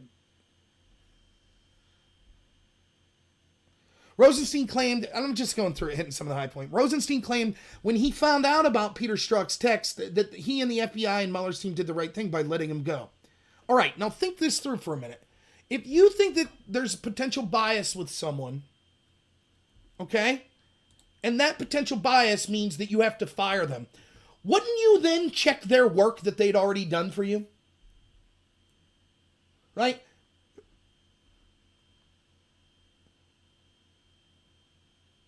If I hire someone named Jim, and Jim's doing all this work, and as a supervisor, I'm just rubber stamping. And then someone comes to me, and they're like, oh man, did you see these emails from Jim? It's really troubling. He's saying a bunch of stuff that, looks really bad. And I'm like, oh, this is bad. This really undermines his credibility. We better fire him. I'm going to start checking to make sure that work that I'm rubber stamping that Jim did is accurate. I'm not just going to keep rubber stamping it. Yep, that biased. Let's get rid of him.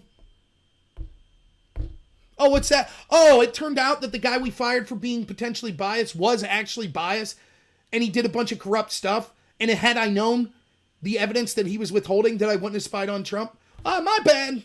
And that's, of course, the narrative here. Every single person they're going to bring in is like, oh, yeah, it was bad that this happened, but it wasn't my fault. Well, whose fault was it? I don't know. It just wasn't my fault. And here's the worst part. It is evident to me, if you read between the lines, that Lindsey Graham, who's leading this, is going to bury it. He's going to bury it. They're going to scapegoat some low-level people, and that'll be it. There ain't going to be anyone close to Obama's orbit that's going to get in trouble at all. How do I know this? Because Rod Rosenstein was clearly part of this coup, and Lindsey Graham couldn't stop tripping over himself to say, oh, I don't think you did anything wrong. I think you had a lapse of judgment. It was just a lapse of judgment. They didn't ask the hard questions. Lindsey Graham's a smart dude, and he does a good soundbite. But just like all the times he's on Hannity going, we will subpoena people. We're going to get to the bottom of these investigations. And then nothing happens.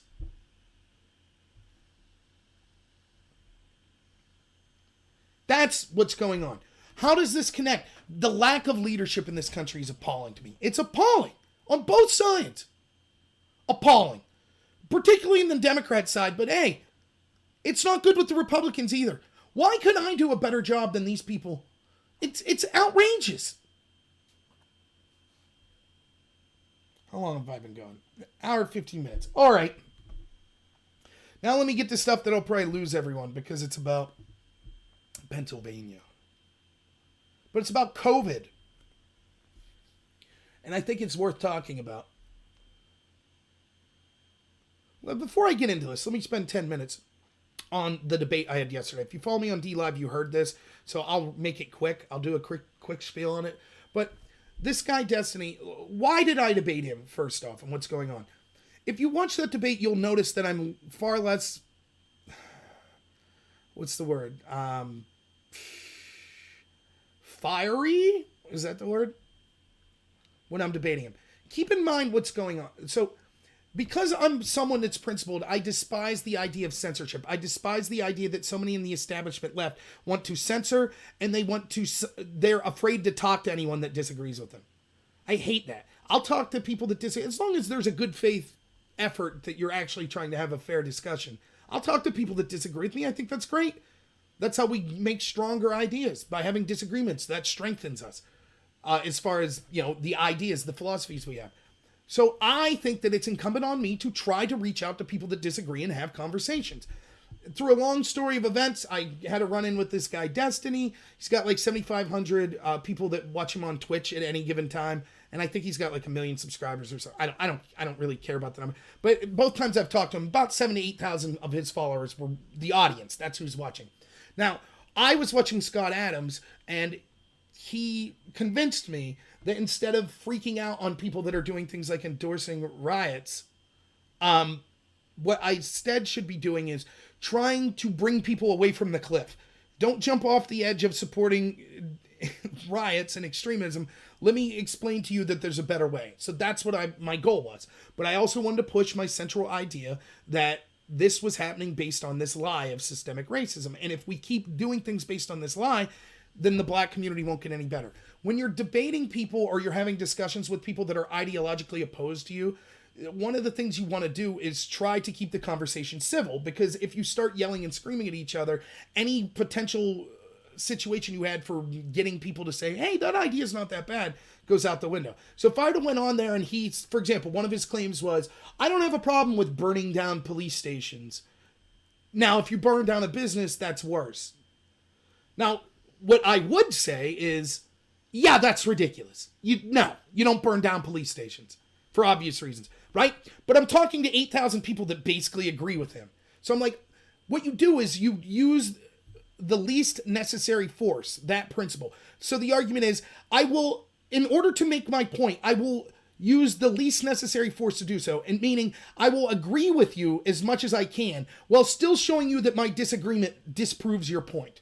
So in that particular case, when he says, I support burning down the police station, but not burning down the business, instead of saying that's heinous, you can't support burning down police stations, I say, yeah, but you know full well that there's no way to identify who's going to burn down the police station and who's burning down the building, which means that you shouldn't support them, which is a more persuasive argument to them because they're so ideologically ingrained that it's okay to burn down the police. It doesn't matter what facts I give. They'll say, it doesn't matter, it's okay. So I say, even if you think that, here's why my argument's true.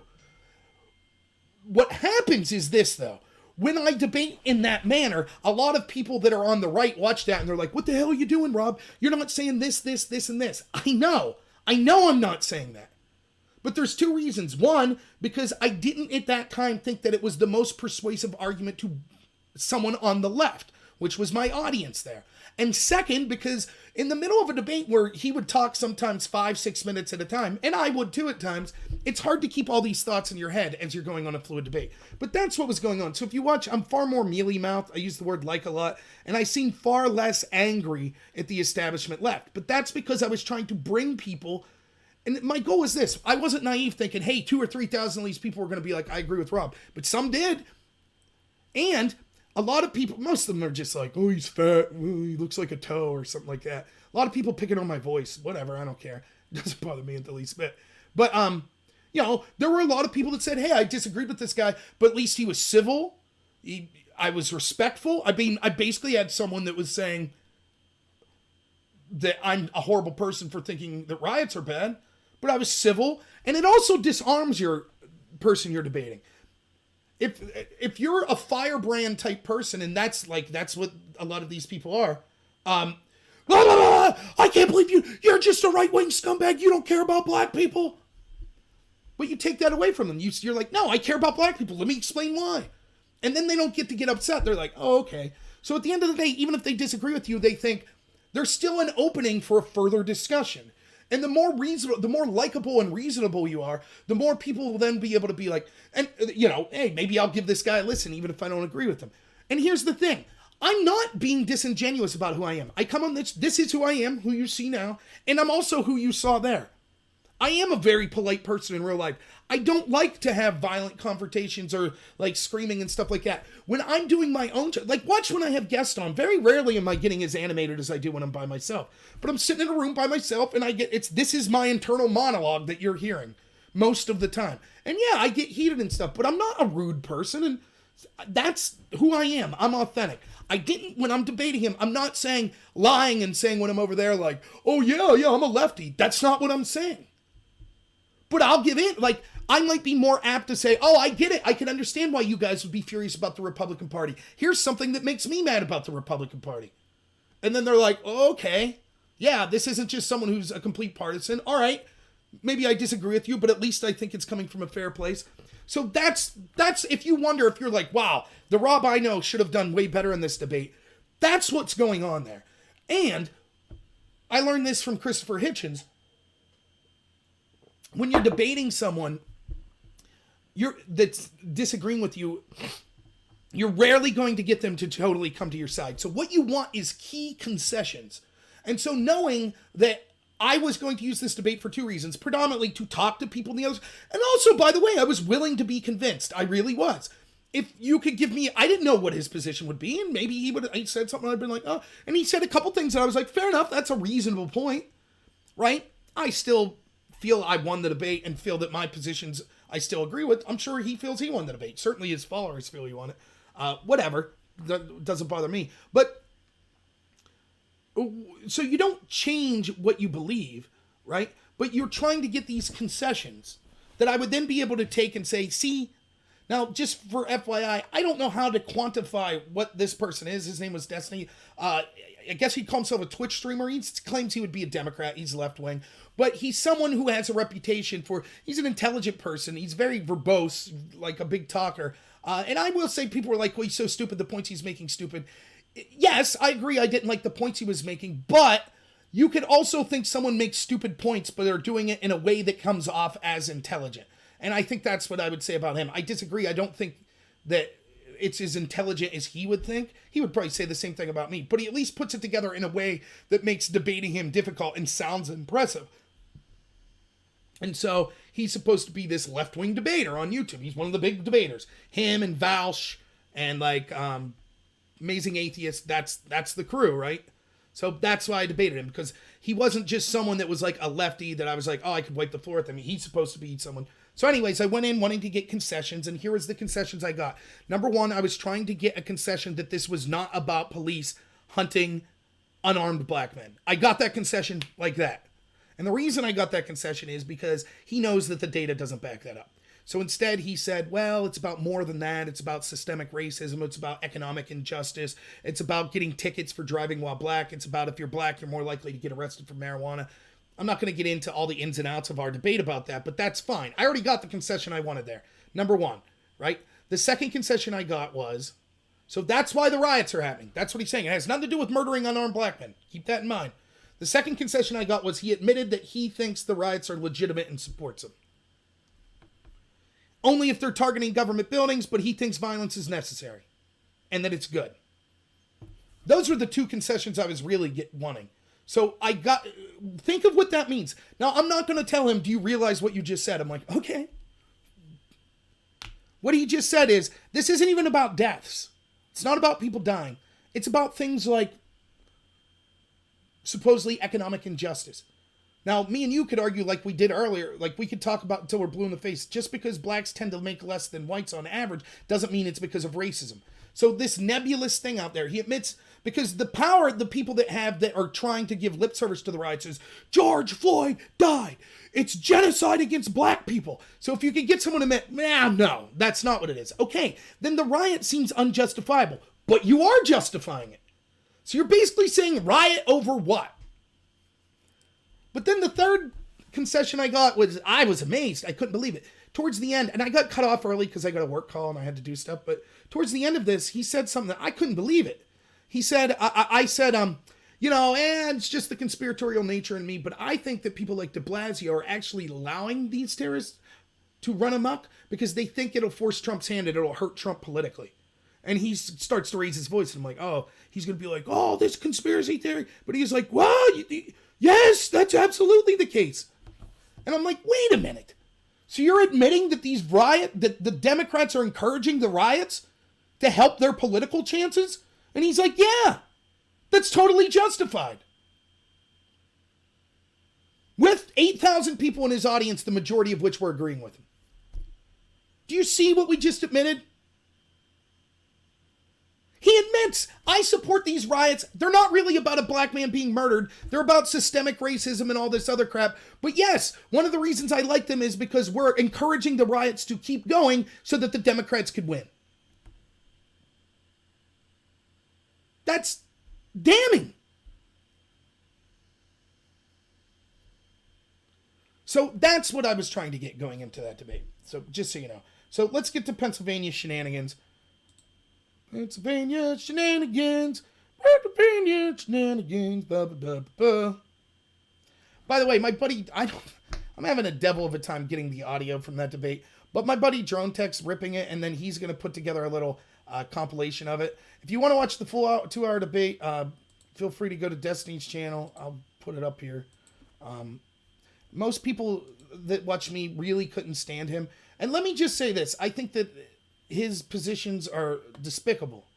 Defending the riots is despicable. It really is. But at the end, I thanked him, and I do truly mean what I said when I thanked him. And that is, at least he's willing to have a discussion with people that disagree with him.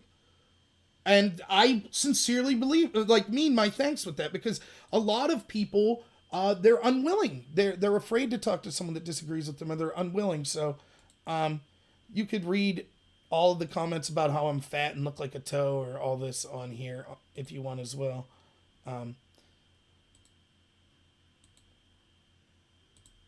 I don't really mind.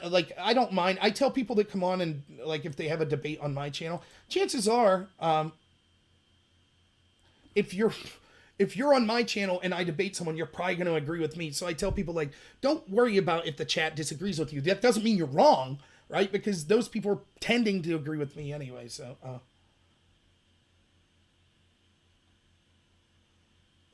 we got some, Mr. Torrance is a Bernie supporter. Well, thank you for being here. I don't mind that at all. I think at least one of the friends I lost today for supposedly being an extremist is a Bernie supporter. Here's what I liked about Bernie. Bernie, to me, seemed anti-establishment. He seemed someone that at least the establishment was afraid of in 2016. That's what I thought. It's my personal belief that Bernie sold out. I think he's a hypocrite with his policies. He's a millionaire socialist. He tells you that you're bad for the environment while he has lake houses. He did things like when Gabby Gifford got shot, he said that it was right-wing rhetoric from the Republicans that caused Gabby Gifford to get shot, and he fundraised off that. But then when one of his supporters shot Steve Scalise, he said, no, don't say it's just left-wing rhetoric. It's all violence is bad. So there's things like that I don't like about Bernie. I think he kind of went off the deep end. And I think also that, there is a vein of Bernie supporters that are extreme. However, I'm not going to make fun of you for being a Bernie supporter. And there's a lot of stuff that he talks about that I actually am on board with. Like, there is economic injustice in this country.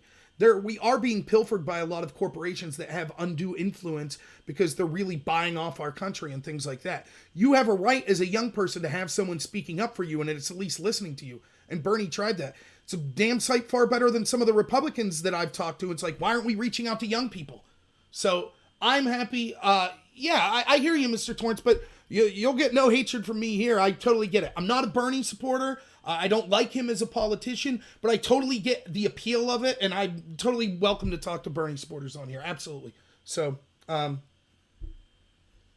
I hope that you're right, Achilles, and that was something that Destiny disagreed with me. And he wasn't a jerk about that. He was like, seriously, do you think these riots help the Democrats or help Trump? And I was like, I think they help Trump because I think the American people will see. He's like, I disagree. We'll see.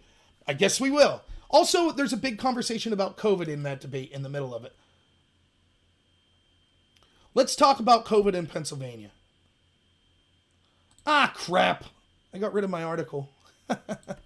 1 second. I had an article pulled up. Oh. Computers are amazing. It's right there. It's on the history. Whoopee. I'm just going to read. Right.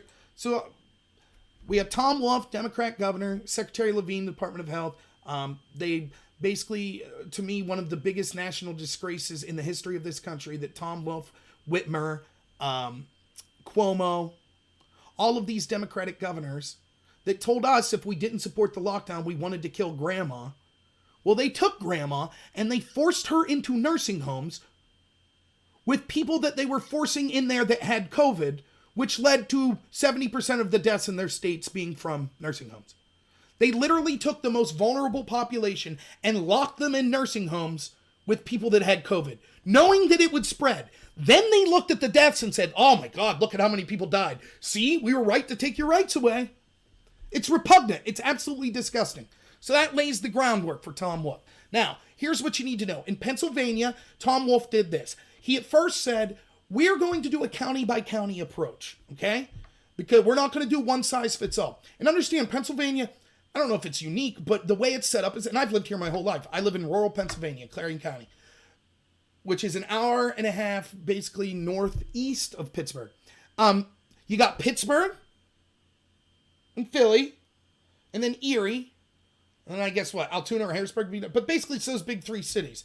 And they're not even, Philly's a big city, Pittsburgh probably middle, Erie's a small city, I would say. That's it.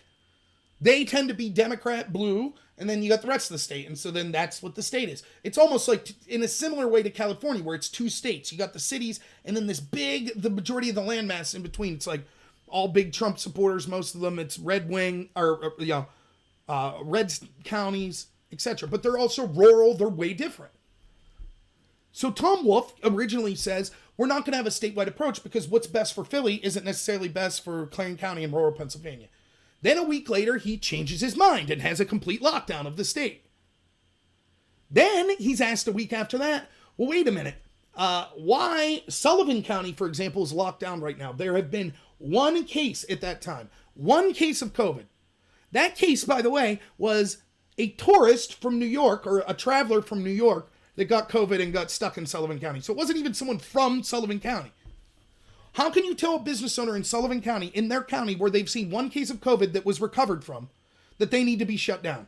And the answer given was because we don't know if people are asymptomatic, and if we open up Sullivan County, the virus is already there and it'll spread. That was the answer. So we couldn't open up.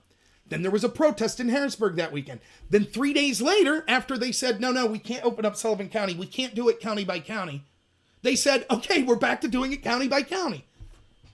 So they literally went county, then they went statewide, then they said we can't do county, then they immediately said, okay, we're going to do counties. So then they started a phase, color phase. So if you're completely locked down, it's red, then it's yellow that alleviates some of it, and then it's green. All you need to know for now is what phase yellow means. Phase yellow, I think it's you can't have gatherings of over 20 people. It's only certain essential businesses are allowed open. Many are still closed. You're at like 1/4 capacity, things like that. I don't remember the exact number, but things like that. A lot of businesses still shut down under phase yellow. Okay, you following me? I know people are losing this because it's Pennsylvania specific. But just know that. You can't have big groups. A lot of people are still shut down. Now, people started to protest because they're like, this is ridiculous. Most of these counties have had like 4 or 5 people that have died. How can you justify this shutdown? Here's what Tom Wolf says. I'm not going to play his audio, by the way. I'm just going to read to you. Oops. There we go. Governor Tom Wolf calls defiant politicians quitters and cowards. This is from May 11th. In his latest press briefing, Governor Wolf responded to the politicians planning to defy a stay-at-home order. He called the move a cowardly act and reminded politicians they're putting people's lives at risk. In recent days, state politicians and elected officials from various counties sent letters to the governor notifying of him their plans to move from the red phase to the yellow in Wolf's reopening plan on May 15th. According to the governor, counties that do not follow the stay-at-home order will not get funding. You get that? So he's going to punish counties that he thinks are going to have an increase in COVID cases by not giving them funding and PPE to fight COVID. You getting this? Since they're putting all of us at risk and operating illegally. No money for you if you break the law. Okay, remember that. He says non-compliant counties will not qualify for federal stimulus discretionary funds. He's going to keep the federal money from these counties. Okay? Quote, to those politicians who decide to cave in onto the coronavirus, they need to realize the consequences of their cowardly act. Have you ever heard anything more Orwellian? If you're not coward in your home, afraid of COVID virus, then you're a coward. Continuing. The funding we have to put aside to help with fighting this crisis will go to the folks who are doing their part. And that includes our CARES Act funding that will be used to support counties that are following the orders to prevent the spread. So in other words, only the people that listen to me will get the money. Wolf told business owners these politicians are putting their businesses at risk of losing their health department certificate, liquor license, and certificate of occupancy.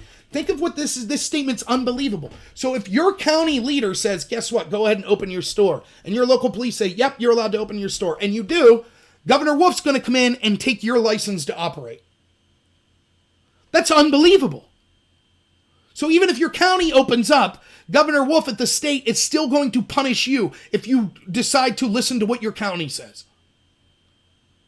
He continues, to the politicians urging businesses to risk their lives and to risk the lives of their customers or their employees by opening prematurely, they need to understand they're engaging in behavior that is selfish and unsafe. In another tweet, the governor confirmed there will be consequences for counties that do not abide by the law to remain closed. So you get it? Tough guy Tom Wolf. You want to go to your job? You're a scumbag. You're a coward. You're selfish. You're endangering everyone's lives. I'll take your liquor license even if the county tells you you could open your business. Got it? How do you think Tom Wolf felt about the protest? Well, it was the exact opposite. All of a sudden, COVID's not an issue. Now, we still have counties in phase yellow. We're still not allowed to have these gatherings. He's totally cool with the protest. Now, let me talk to you for a second about my radio show. I do a radio show, Pennsylvania Patriot Radio, with my friend Carlos, with my friend Todd Bartlett. Carlos is a friend. I guess I'd call him a political consultant. Really smart guy. We talk politics a lot. We met through me running for Congress. Great guy. He introduced me to Todd. Now, Todd is a journalist. He's a sports journalist. That's his specialty. Covers sports. Todd basically saw the appalling state of the media in the state of Pennsylvania and in the town of Williamsport where he's at, and was disgusted by the lack of coverage of important issues, disgusted by the lack of transparency with the government, and decided to start asking questions. So the way it works here during COVID was we had these teleconference questions. And Todd was able to submit questions electronically and be part of the press pool electronically.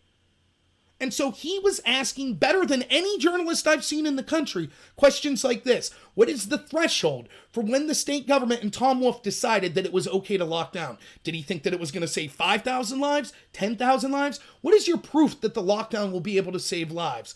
Why are you saying that we should have a statewide approach when there are places like Sullivan County that only have one case? How do you explain to a business owner in Sullivan County that only has one case? I kid you not. If you listen to these press conferences, these are the type of questions. From the Sun Gazette, how many people have died? The data is publicly available. Next question. How is Governor Wolf holding up during all of this? That's the type of questions that the media is asking. So it took a sports media person to get in there and go, this is ridiculous. Now, we do this show together. So I was communicating with Todd, and we were discussing. He finally, Monday, got to physically be in Harrisburg, to physically ask the question. But it canceled Monday. So I think it was today, I believe. Today or yesterday. He finally got his chance to go in. And Todd probably came up with this idea himself, but I texted Todd and I said, ask them, given that May 11th, you said that people that wanted to go to their businesses and go back to work were cowards who you would come after and there would be consequences because they're jeopardizing everyone's life. How do you rationalize that you then said this weekend that these protests are good and we should all be out there and stay safe and be peaceful? So that's what Todd's prepared to ask. 15 minutes before Todd goes into this hearing. Okay? I hope you're following me. 15 minutes before, I'm very excited about this. It infuriates me. 15 minutes before Todd goes in, he finds out that in Dauphin County, where Harrisburg is located, there is a protest that popped up. Over 200 people at the time when Todd learns of it. You know who's marching with the protesters? Governor Tom Wolf. Now, let me take a second to let you know what this means. It was despicable and unjustifiable for Tom Wolf to call people cowards, to threaten to take their license, to say that they were going to kill everyone if they wanted to go back to their place of work. That's how he treated them. He didn't say, I'm sorry, I understand your frustrations, but we really need to do this to save lives. No, he said, you're a coward. There's going to be consequences. I'm going to hurt you financially. I won't send aid to you. I'm going to take away your license to operate. That's how he approached it. And then he approached the protesters totally, I understand it's important, racism in this country, blah, blah, blah. So that was you having a livelihood, not important. Protesting a cop murdering someone states over that everyone agrees with wrong. Yep. That's cool. And it's not as if Governor Wolf doesn't know that there were riots in Pittsburgh and Philadelphia. So it's bad enough that he said that. But let me play devil's advocate for Tom Wolf. If I was on his team, here's how I would have defended that. I would have said, listen, Governor Wolf knows that if he would have came out and said no protest, it would have made the protest worse. And so instead, even though he believes he would rather have everyone stay home because he thinks that these gatherings are going to spread COVID, he said, look, at least if you're going to be out there, be peaceful. That's BS, but that's the best defense of Tom Wolf. If I was defending his campaign.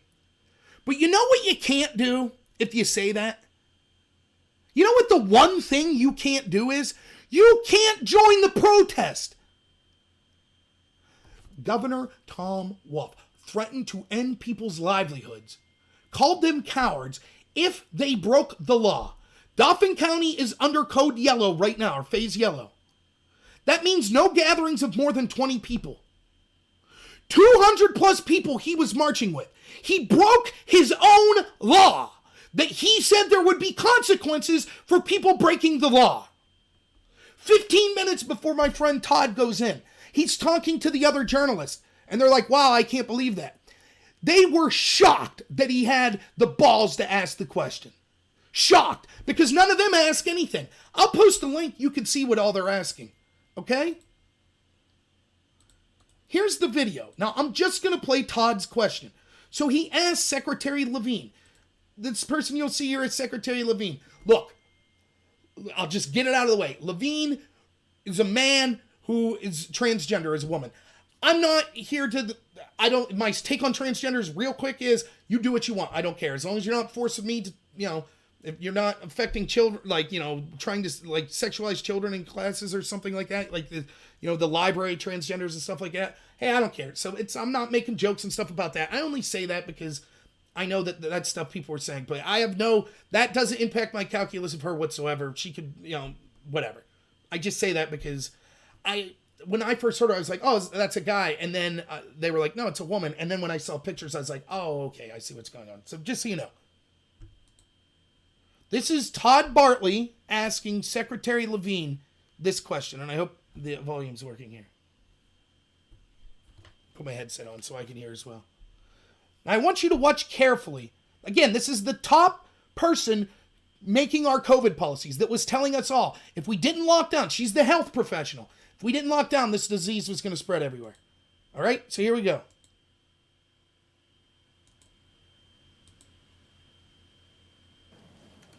Secretary, Dauphin County just moved to yellow on May 29th, which means no large gatherings. And apparently there's a march going on that has more than 200 people in it today in Dauphin County.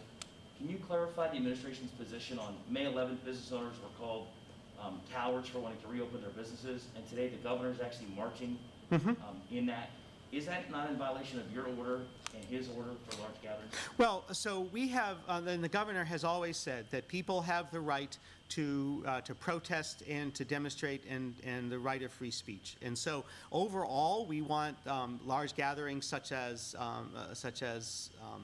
maybe a party or some type of concert or something to be under 250 people.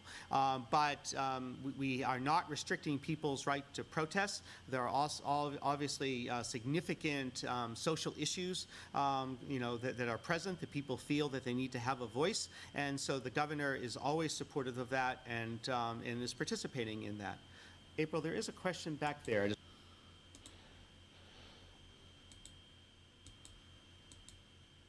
Did you hear that? Now, just for the record, I talked to Todd. This is getting big play in Pennsylvania, and hopefully it'll become a national story. But Todd said that all the other press reporters' jaws were on the floor. They couldn't believe someone finally asked a difficult question. The people that do that, you have to have a special Capitol pass to get in the room to do these press reports, right? As he was leaving, they instantly gave him one because he doesn't have one. They were like, we want you at every press hearing. Because finally, we had a journalist in Pennsylvania that was willing to ask a tough question. She didn't know how to respond. Well, we're the gatherings of, we're trying to keep like a party under 250 people, but obviously there's important issues and we support the right to protest, and Governor Wolf's support the right to protest. That's what you're claiming? I'm sorry. What did you say on May 11th? To the politicians who decide to cave in, they need to realize the consequences of their cowardly act. The funding we've just put aside to help with fighting the crisis will go to folks who are doing their part. That includes our CARES Act funding. Wolf told business owners that these politicians are putting their businesses at risk of losing their health department certificate, liquor license, and certificate of occupancy. To the politicians urging businesses to risk their lives and to risk the lives of their customers or their employees by opening, they need to understand they're engaging in behavior that is selfish and unsafe. Compare that to, these protests are important and Wolf wants to participate. That's outrageous. He broke the law that he's demanding other people follow. Now, hilariously, this is the feed this is the feedback that people are like, way to go, Todd, which Todd did great. But then people were like, actually, Todd said there were 200 people, but there were 500. Todd found out about this 15 minutes before he went in. And it grew. So yeah, it actually got worse and ended up getting to over 500 people. They weren't social distancing. They were shoulder to shoulder.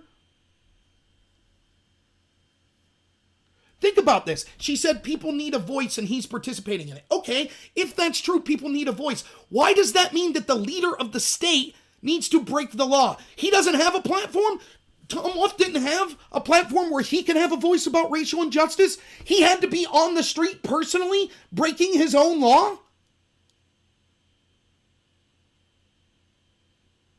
Why couldn't have Tom Wolf said, I'm going to use my power as governor and the massive resources that are afforded to me and the massive telecommunication networks I have to have a town hall, to call in digitally so we could safely social distance, but people could still have an outlet for their voice. Why didn't Tom Wolf do that? You want to know why? Because the lockdown was a sham. It's the same reason that Democrats are encouraging the narrative that leads to this rioting. Because they want to destroy middle America. That's what it was about. They encourage looters. They hate workers. They don't want you self-sufficient. They want you totally dependent on the government. I say this over and over in this channel. I don't know. I think a lot of people believe me. But does it really hit home when you could see that if he thought his life was at risk and all of these people's lives were at risk, like he said when people wanted to open their businesses, why would he be out there?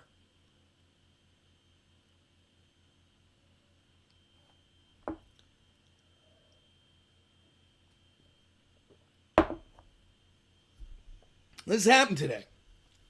I'm going to do a video on this tomorrow, hopefully. Now, you might be thinking, well, man, Tom Wolf's in trouble. I think he's done in 2022, and he can't get another term. But his party's in trouble, man. Democrats are in trouble once this comes out. Republicans are all over this today, right? State Republicans.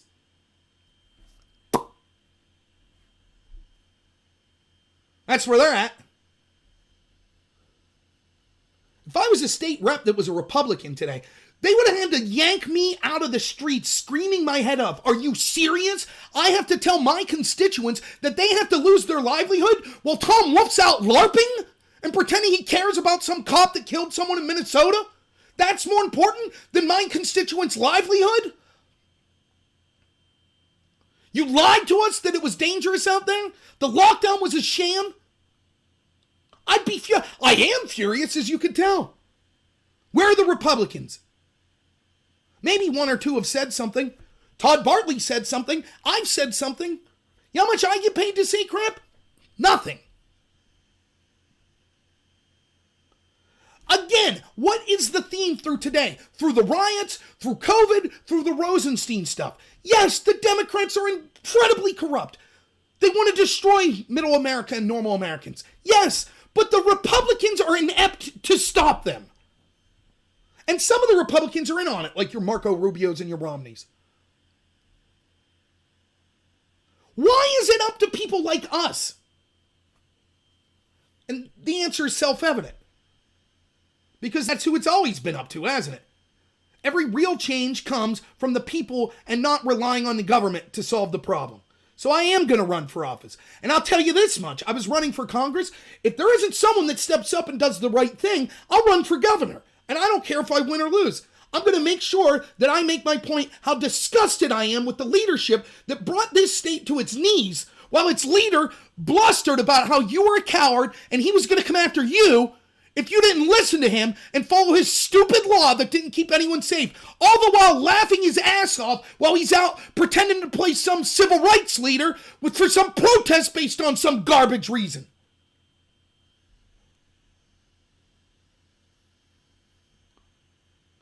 And let me clarify, yes, it's okay to protest the death of George Floyd. I have no problem with that. I don't mind the peaceful protesters, but I've been against the lockdown all the while. You don't get to be for the lockdown, but okay for the protests.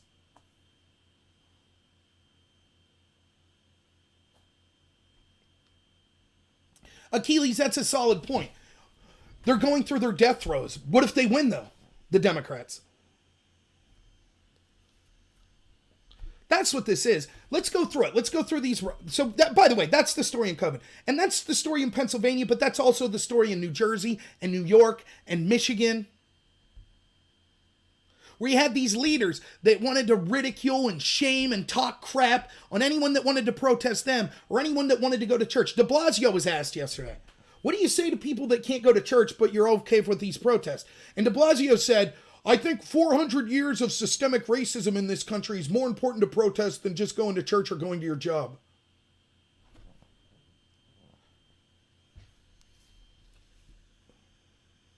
So going to church isn't important. Burning down the church, that's something to defend.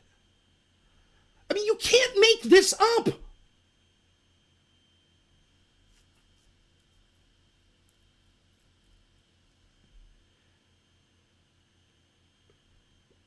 Are we going to win in 2020? I don't know. Listen, at least one of the people that I don't have proof, but just from my discussions with them, that was an associate of mine that seems to be upset with me. I'm pretty sure that they support the riots. This was the most moderate Democrat, well, not the most, right up there with the most moderate Democrat I knew. Our country's gone, the Overton window shifted so far that a moderate Democrat, Bill Clinton right now, would be considered an insane right-wing extremist. Barack Obama would be center-right. That's how far it's shifted. We've literally shifted to, if you don't support riots, you're an extremist. Tucker said this better. I said, you can't be an insurgent if the establishment is on your side. Tucker put it better.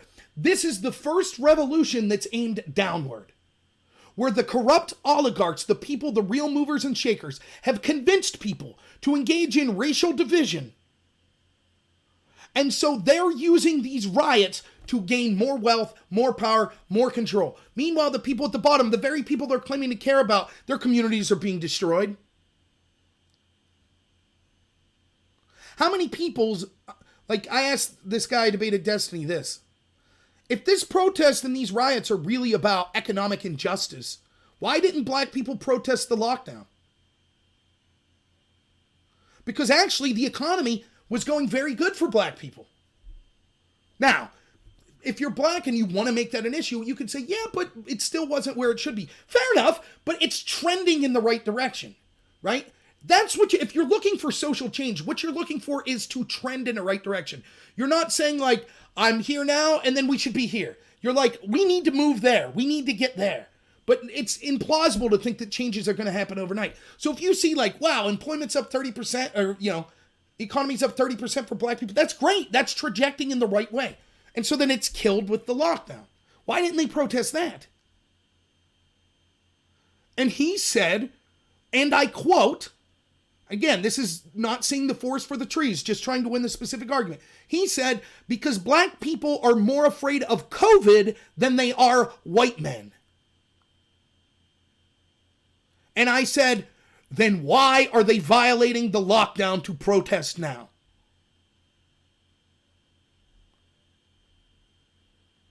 What's a bigger issue to the black community? And every community, but if we're talking about the black community, the incredible economic pain they're about to undergo because of these lockdowns that we had, or 9 unarmed black people being killed in a year. And again, please don't misunderstand me. Anytime that there is a provable injustice in police brutality, regardless of the race, I understand the people's right to protest. I support that protest. I'm disgusted by people in positions of authority that abuse that authority. I'm disgusted. I want small government. I don't like abuse of authority. But you have to look at the proportions.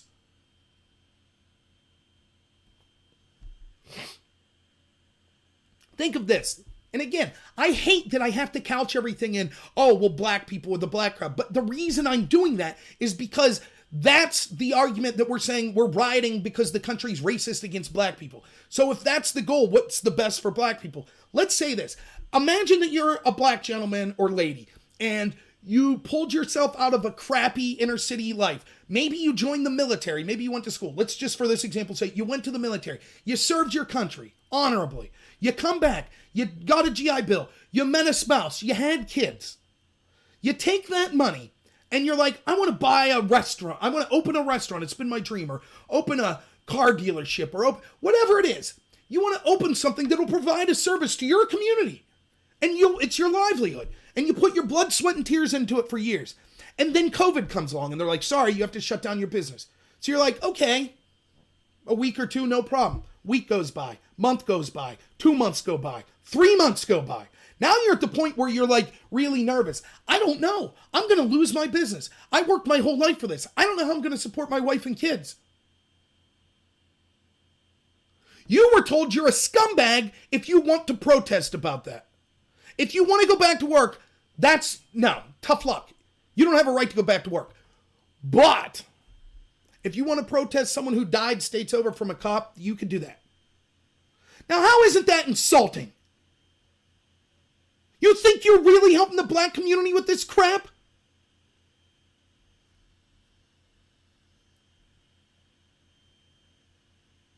And you have to say it like that because, a lot of these left-wingers, they don't care two craps if white people lost their business. I care if you lost your business. I don't care what skin color you are. If a cop kills you, I don't care what skin color you are. Why is that so hard? Why does that make me the extremist? Because when I hear something, I don't say racism. Yeah, it must be racism. Oh yes, I'll kneel in front of you. It's a good point, AC Nomad. When did white people protest about their business? They did. They protested in Harrisburg. They protested in Michigan. There were other protests, people protesting the lockdown.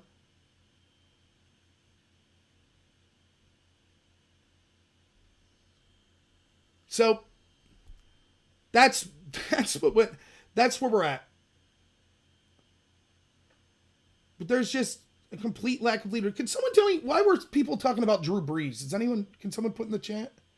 Yeah, white privilege. I mean, I just don't know what to say. I don't know why people think it's a good idea. It's terrible. They protested for a haircut. Not in Harrisburg. At least the people I knew.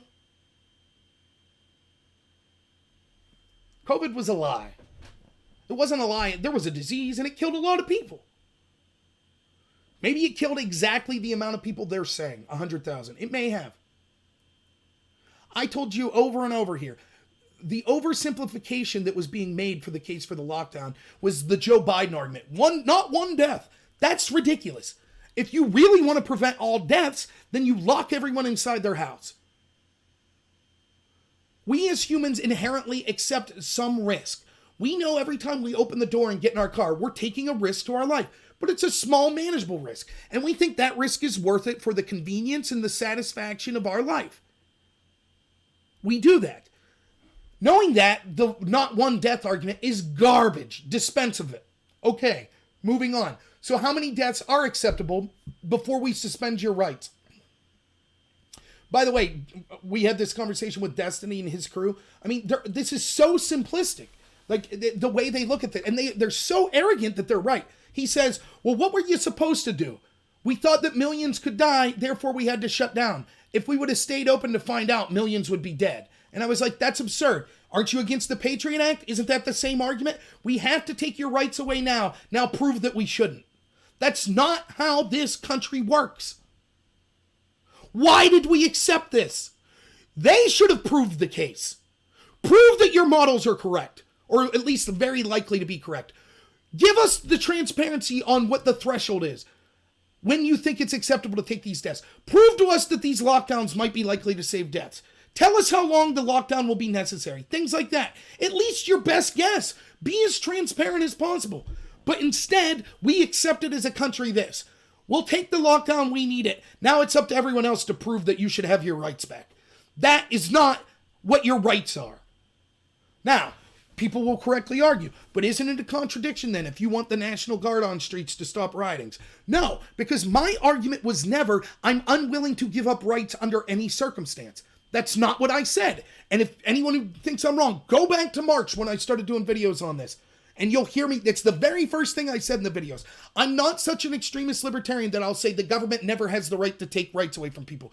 For example, if you were a complete anarcho-libertarian, you would say there should be no laws. Clearly, I've accepted that there are violations on my rights. So, for example, I have a right to kind of freely associate and travel and things like that, peaceful gatherings. But if I commit a crime, that right gets taken away because I get locked up. We as a society, for some safety, have agreed to give up some total free rights. That's why we have speed limits. That's why we have laws. We don't drive 200 mile an hour because as a society we've said the small infringement on my right to drive 200 mile an hour is worth the mass amount of lives would be saved that are saved by not having everyone drive 200 mile an hour. The same is true of our Bill of Rights and the shutting down the economy and things like that. Let's say that theoretically a disease would have hit New York and it killed 15,000 people in one day, then 15,000 the next, and the government's like, holy cow, I would understand. The proof is there. Holy cow, 30,000 people just died in 2 days? Yes. But remember, when we had these lockdowns, it was one person dead, 2 people dead. I didn't say I wouldn't accept. So then it becomes a question of, so then what is my threshold for when I think the government could suspend my rights? I don't know the exact number. 200,000 dead? 500,000?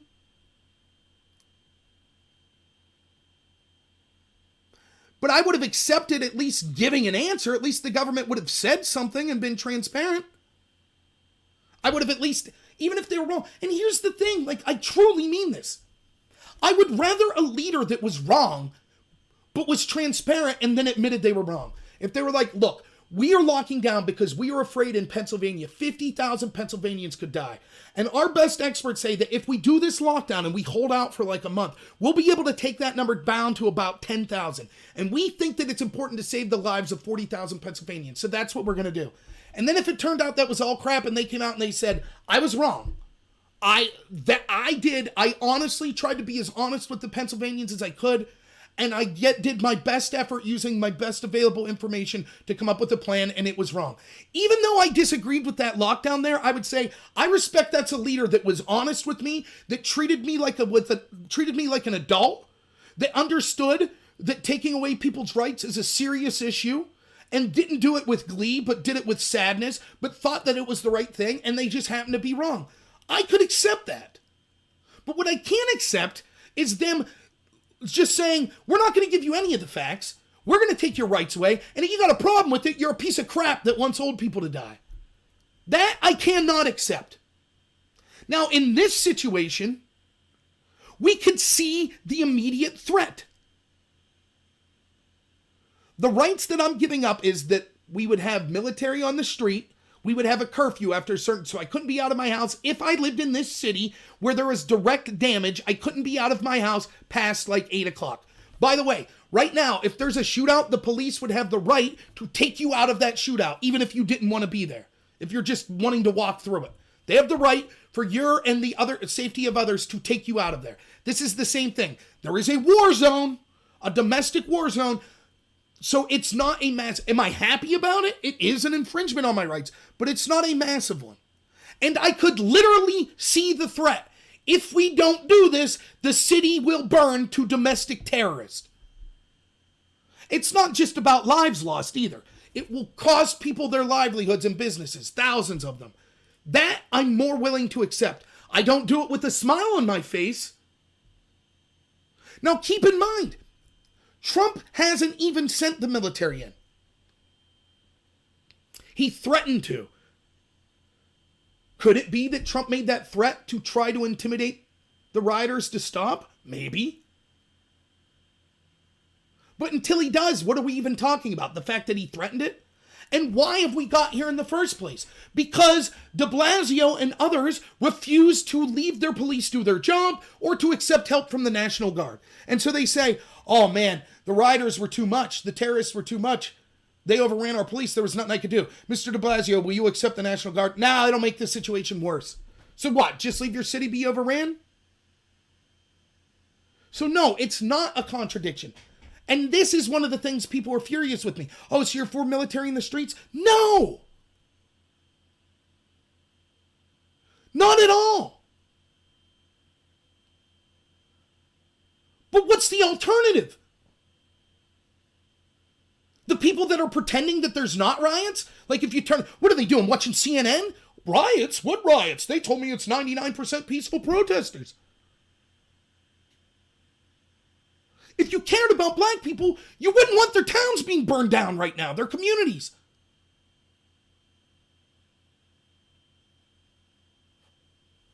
Ooh.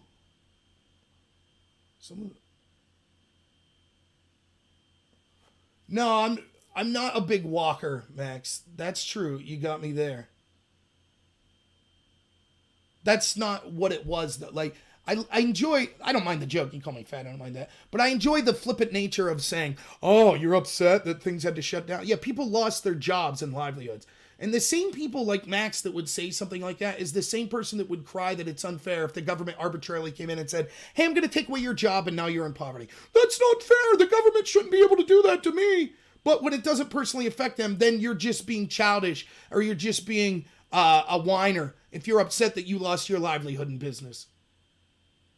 And by the way, the people like Max there, they're probably the same people that say, Oh my God, do you see the police state in the streets? Can you believe in the curfews? Yeah, so on one hand, you losing your livelihood, that's not a big deal and you're just a whiner. But asking people because rioters are burning down cities every night to go in by 8 o'clock, oh my God, that's terrible. Max is probably the guy that was on all day was like, can you believe Trump took a photo op with the Bible? Ooh, that makes me so mad. Can you believe that they used tear gas to dispense a crowd? Ooh, that's a violation of rights. But oh, you lost your job because your rights were taken away for 3 months and you couldn't go to work? Who cares? Stop being a whiner. How many police stations were taken over and burned? At least 2 precincts in Minneapolis. I also heard at least one in New York was attacked. I don't know that it was taken over. I know the one precinct in Minneapolis, they got weapons, body armor. They also got into the evidence room and destroyed all the evidence. So, which is almost weird, like... Could you just see like some guy that was about to go away for 20 years like, hey man, I'm joining this. I got to get in that evidence room. I mean, it's not funny, but it's just kind of... Oh, I don't mind Max though. He's probably just trolling. That's fine anyways. You know where the real trolls, where if I get trolls, it's always on Periscope. Someone will come on and be like, you Trump supporter. Oh, blah, blah, blah, blah. I mean, there's another question. Trevor on Periscope says, officers also believe they're being used as political chess pieces. Why right now? Why would you be a police officer in New York? For real. My father-in-law is a police officer. He's in a small town. It's different, but you know, I picture him like. I really like my father-in-law. He's a real nice guy. Owns a gun shop as well. Great guy, but you know, he's a what's the word? Like he's someone that, you know, he was in the military. He's a police officer. What you'd expect. Like has that demeanor about him. He carries himself well. Takes pride, I think, in what he does. What can you tell him where it's like, hey, guess what? Basically, everyone with cultural power in this country thinks you're a freaking racist, and everyone connected to you is a racist, and they hate you. They despise you. And your leaders are talking about defunding you, and even the ones that want to keep funding you, they all start off with, well, the institution that you're in, what your job is systemically racist. It's terrible. But hey, can you go out there tonight? And there's a bunch of domestic terrorists that are going to be attacking our city. Can you go out there and put yourself between us and them? Oh, but we're not going to send you back up, and we're going to constantly make sure that you can't properly defend yourself. And a lot of you are going to get beaten, and cars are going to run into you and stuff like that. You basically get paid a garbage wage, and we're not going to give you any thanks. We called, remember this? Remember when we had the lockdown and we had essential workers are heroes? God bless the McDonald's worker that's staying open for all of us. Which, by the way, I have no problem. If you work, that's something about me. If you work at McDonald's or something, good for you. It's so easy in today's day and age to just get on welfare. But I was an essential worker in my healthcare field. I'm no hero. That's fine. If it makes people feel good to say these people are heroes, fine. Whatever. It was dumb. But the police that are out there putting their lives on the line, they're racist scumbag pieces of crap.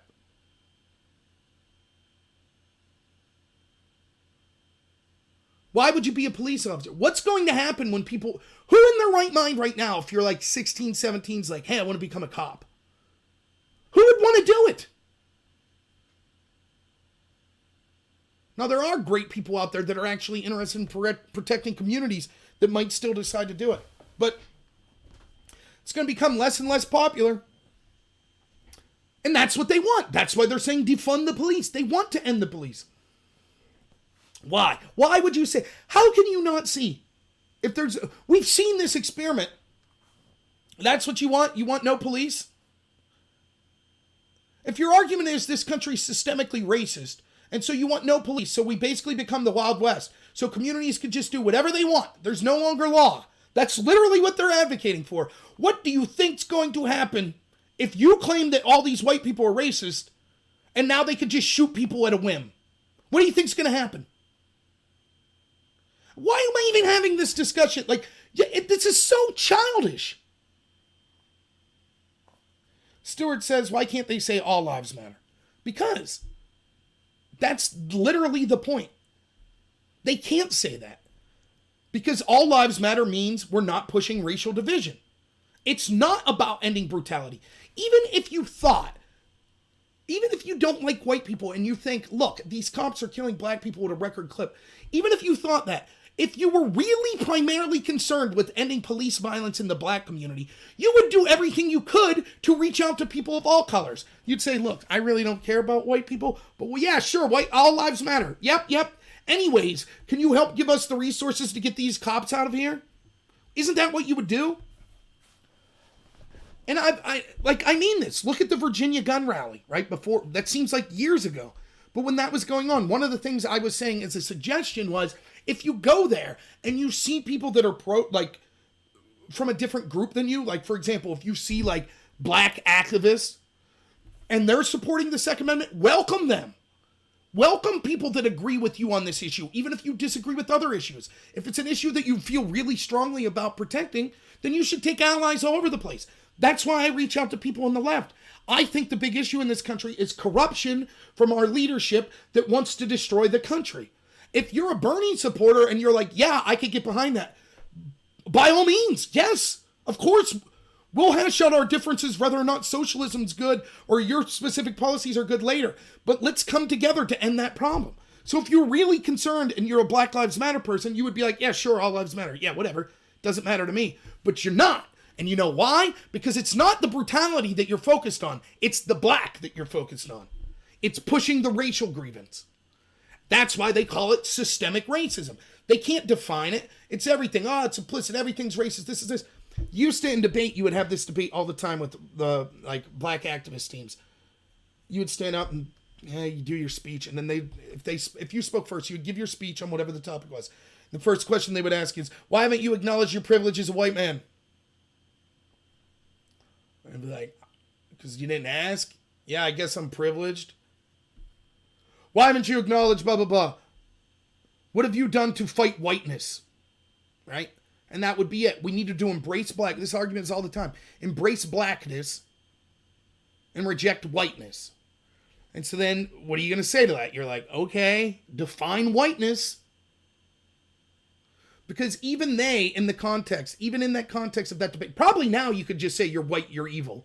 But back then you couldn't say you were born evil. So you would say you choose whiteness. Well, what does it mean to choose whiteness? Can a black person choose whiteness? Yes. Can a white person choose blackness? Yes. So like Eminem, is Eminem white or is Eminem black? Is he engaged in whiteness or blackness? Versus Colin Powell, is he whiteness or blackness? Can you define this? What does this mean? And most of them couldn't. They would say, well, it's the levers of power and controlling systemic power and control over indigenous populations who've committed genocide over the past 400 years. Okay, that sounds good, but what does that mean? You're saying I'm choosing that. So how do I choose to systemically oppress and commit genocide against indigenous populations? I didn't do that. So what's the choice I'm making that led to that? Well, it has to do with the access to utilities and the access to institutions of power. We don't have an institutional power.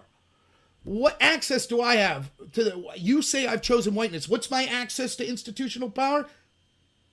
And then eventually what it would come down to, they'd be like, look, you got more money. And then I would be like, oh, really? Where do you go to school? Oh, Louisville? Louisville, that's a pretty prestigious school. I go to Clarendon University. You ever heard of it? Yeah, it's the cheapest state school in Pennsylvania. I work at Burger King 40 hours a week to try to pay my way through college. I haven't been able to pay my college bill and my electricity shut off because I have a sister that's 20 years younger than me, and my parents' furnace broke, so I had to give the money to them to fix the furnace. Otherwise, my 3-year-old sister would be freezing tonight.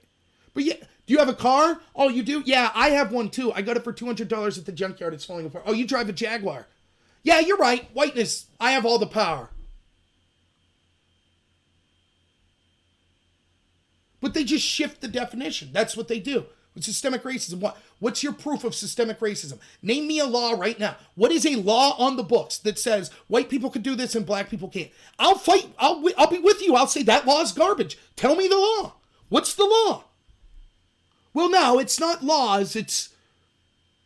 So what? It's racist individuals? Show me the racist individual. You point them out to me and we'll take them down. If you could prove they're racist. I'm with you 100%. Well, no, it's not about actively choosing or active racism. It's more implicit racism and systemic racism. Okay, systemic racism, like what? What's your proof of systemic racism? What policies are out there that are screwing over the black community? Well, like the war on drugs. First off, fine, end the war on drugs, that's fine. That's been perpetuated. Who perpetuated the war on drugs? Who called black people super predators? Huh, that was the Democrats, right? Biden and Hillary and company. What's the point? Just because there's a disparity in economics doesn't mean it's because of racism. There's tons of reasons it could be the case. Could racism be a possibility? Sure. Then show me the racist policy. Show me not a policy that affects one race, but a policy that is designed out of racial animus to screw over a race. Because you can't be like, tax cuts are racist. Why are tax cuts racist? Well, because black people tend to make less money, the majority of people paying taxes are white, and therefore if you cut the taxes, it benefits white people more than black people. That's not a racist policy. That's something that happens to affect black community because of other issues. It has nothing to do with race.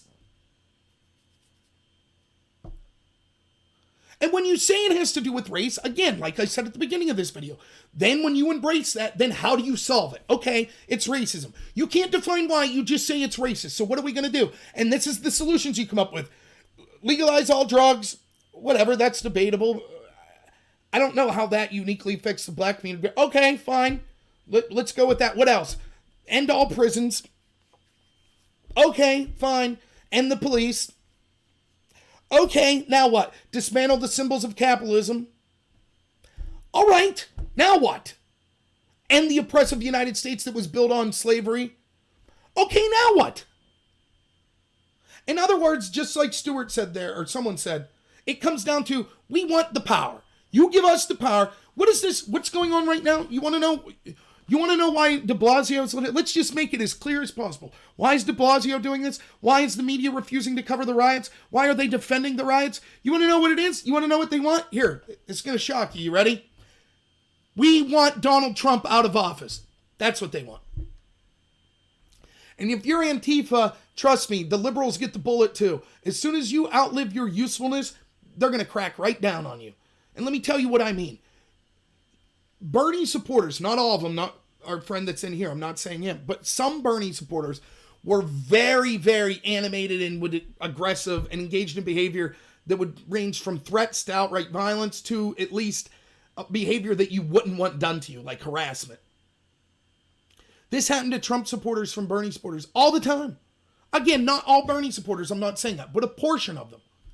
All the time it happened.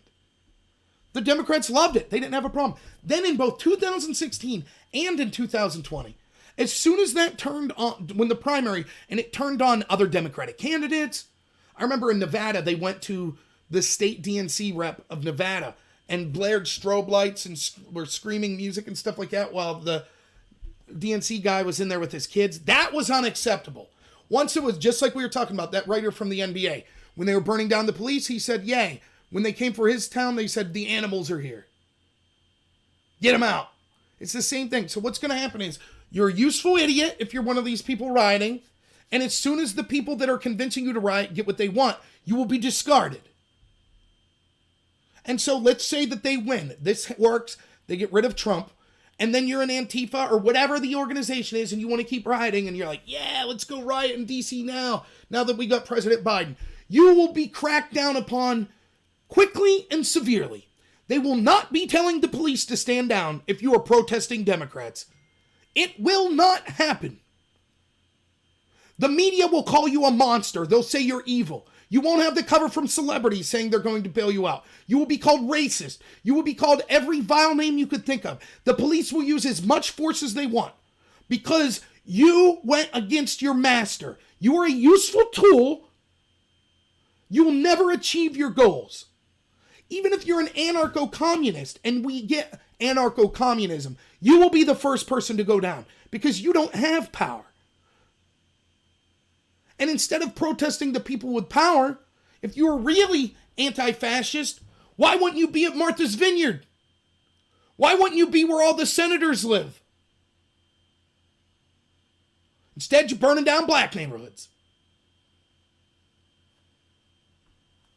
So, yeah, that's what's going on. So, all right, I've ranted long enough tonight. Just a quick shout, I don't know if I'll be doing a live stream tomorrow, but I'll definitely be putting videos out. If you haven't, please subscribe to me on D Live. It's Normal America. If you're on D Live, if you could subscribe to me on YouTube, that would be great. I didn't see if people gave me lemons on D Live, but I will give out the chests here for them because I wasn't on there. But thank you to everyone that donated. Off the top of my head, I remember WZ donated, and there was someone else. I'm sorry, I forget your name. It really does mean a lot, and I'm trying to get better equipment. I'll be doing the radio show Saturday. We're going to have 2 good guests. A career law enforcement person that was one of the people that was high up in a terrorist task force under George Bush, and he's going to talk to us about the importance of law enforcement, and then maybe a Pennsylvania County Commissioner. So it'll be good to have those types of people on. If you could please like and share my stuff, I would really appreciate that. Check out, I think my buddy Drone Tech will have clips of my debate starting tomorrow, that you can check that out. And did anybody have any specific points they wanted me to address? I'm awesome. Agreed. There's something. Right. They don't see the forest for the trees. All they see is mayhem and chaos. Oh, we got free. Yeah, sorry. Did you get people come over to D Live? It's just Normal America at D Live. If you come over real quick, I'll add some lemons to the chest here. And then we'll give out the lemons. Where am I at? Just found me and I'm quitting. I can go another 10 minutes. What do you want to talk about, Black Smoke? I don't mind. Yeah, I mean, that's the issues that the theme for all of this, the riots, the COVID, the Rosenstein. It's corruption. Look, I sound like a maniac conspiracy theorist when I'm telling you. These people hate this country. These people hate the working class. They don't care. Drew Brees said that he won't support protests during the national anthem. Yeah, let's talk about that for a minute. So that's, okay. So there's this idea that I heard. I listen to sports radio once in a while. It's been dreary for 3 months because there's no sports. But it's actually funny to listen to what they think they're going to talk about. I heard CBS Sportsman or whatever on the radio, and it's like, so I have a local Pittsburgh station, but then every hour they'll have a 1-minute segment from the national. And it was Tiki Barber, who was running back for the Giants back in the day, and he's like, this is T.B. Barker for a Radio.net Sports Minute. Let me see if I can remember exactly what he said. He's like, in 2015, during a preseason game that no one cared about, Colin Kaepernick decided to sit on a bench. He did so for a protest for the systemic racism occurring in our country. Instead of the NFL had a chance to support him, but instead it shamefully disgraced him, kicking him out of the league. History will look back on the NFL as this being a disgraceful situation. Perhaps if we would have all listened to Colin Kaepernick, we could have avoided these violent situations. Colin Kaepernick, who wore socks with pigs on him, who said that he refused to support a flag for a racist country. That rhetoric is what led us to where we're at today. Just because he didn't say, oh, and go riot. That rhetoric, if you tell people over and over, you're a victim, this country hates you, it's racist, it's committing genocide against you, they're predictably going to fight back. That's what's going to happen. How would this be any different than if I did this, theoretically? What if we had Rob and I get into the NFL, right?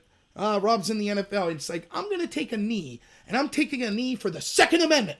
I refuse to stand for the flag of a country that's violating our Second Amendment, right? And then a month later, a bunch of people riot and start burning down a city because they're supporting the Second Amendment. Do you think the NFL would go, man, we should have supported Rob's protest? Jeez, that should have been something we were promoting, the Second Amendment. See, because here's the truth. Here's the deal that the Democrats are offering you. You ready for this? Here's the deal. Vote for us. If you don't vote for us, we will riot. We will use intel agencies and every other agencies of government to come after you. We will call you Nazis. We will do everything we can to ruin the country. And then we'll say, geez, look at all those people rioting. Should have voted for us. That's the deal they're offering you. Oh, I'm telling you right now, I don't know if I said this during this thing, but these videos of these people kneeling, there's no chance. I have no problem at all with the black community. I ain't kneeling for anyone. It ain't happening. Yeah, Merle Haggard, great, right? Yeah, right. I mean, it's everything about, again, it's Orwellian. And it's not just me. When I say please don't think I'm being arrogant, because I know a lot of you have thought like me, but I've been saying on here, like, way back when Philadelphia first locked down, back in March, I said, holy cow, they released a document showing that it told the police not to stop burglaries. So in other words, if you wanted to open your store in Philadelphia, you were a criminal. If you wanted to rob the store, you're not a criminal. If you want to go to church, you're a criminal. If you want to burn the church down, you're not a criminal. I mean, you can't make this stuff up, and they believe it.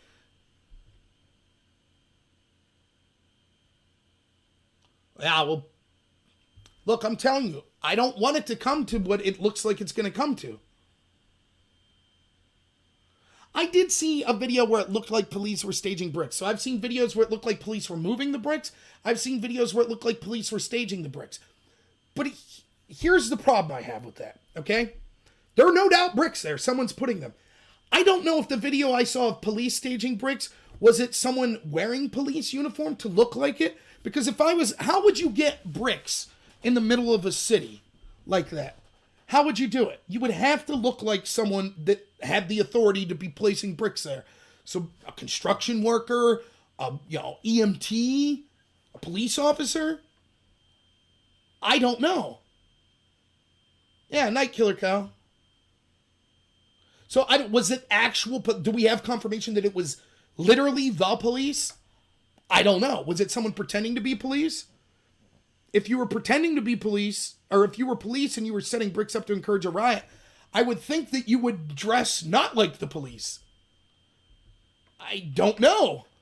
But I'm not trying to be super conspiratorial. I don't know what it's about. But it seems that this is being set up by people in positions of power. It could be that the police are working with Antifa. It could be that the police are against Antifa and they're giving them an incentive to riot so that they could crack down. I don't know. But what I do know is this is not an organic protest and riot. The protesters, some of them are organic, but the riots are not. There are people and levers of power that are supporting it in one way or another. Does that mean that it's the politicians? I don't know that. Does it mean it's the police? I don't know that. But there's someone, there's some group.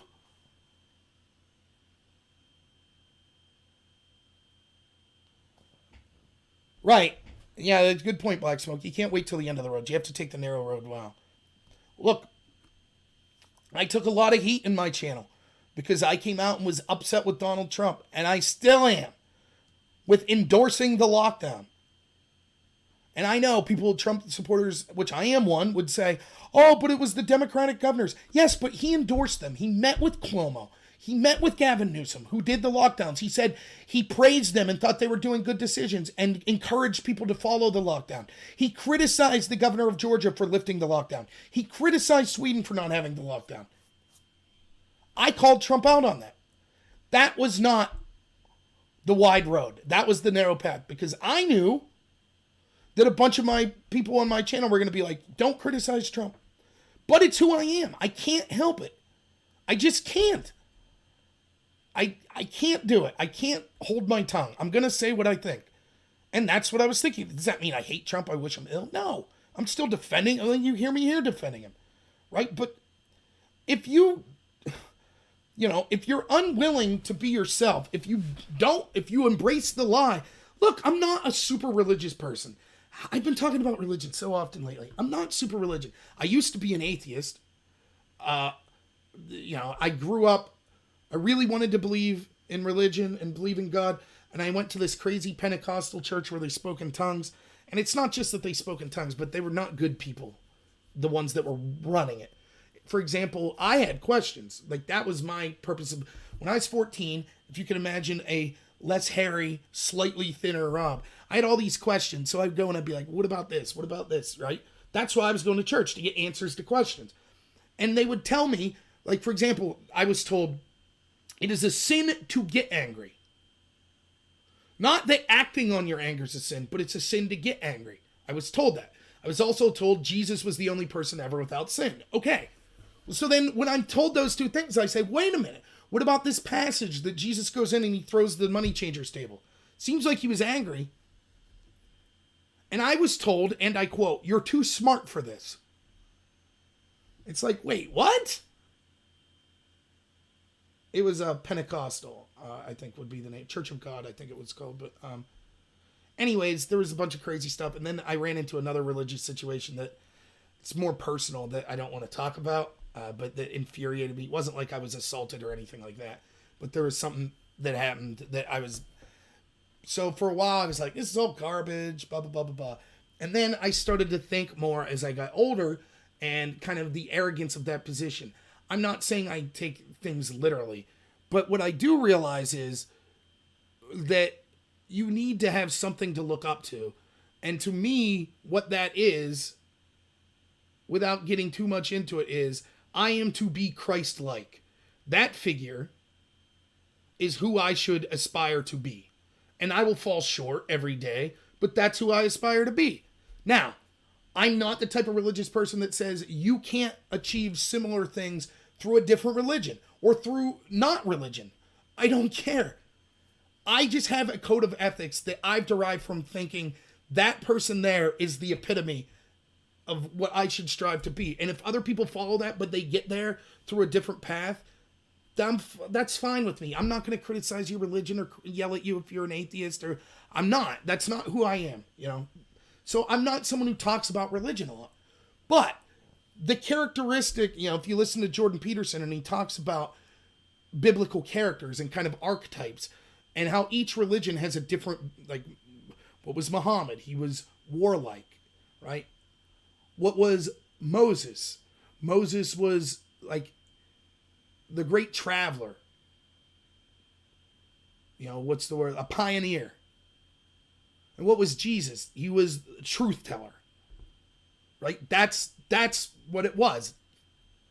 And every lie you tell, I'm not saying I never lie, I do, obviously, but every lie you tell has negative consequences for yourself personally, for your psyche. And it has consequences as a country when we accept those lies. And that's why it's important to build a foundation based on the truth, even hard truths. And so if we just have to accept the lie, oh, here's a data point, it proves racism, this is a racist country, cops are hunting and killing unarmed black men, it predictably has consequences that were unintended for a lot of people. Some people, that's exactly what they intended. But it leads to violence. Because the problem is the lie that you've built on, there's no way to solve the lie. For example, if you say these killings won't end until cops stop hunting and killing unarmed black men, but they're not doing that. So if they're not doing it, how can we stop it?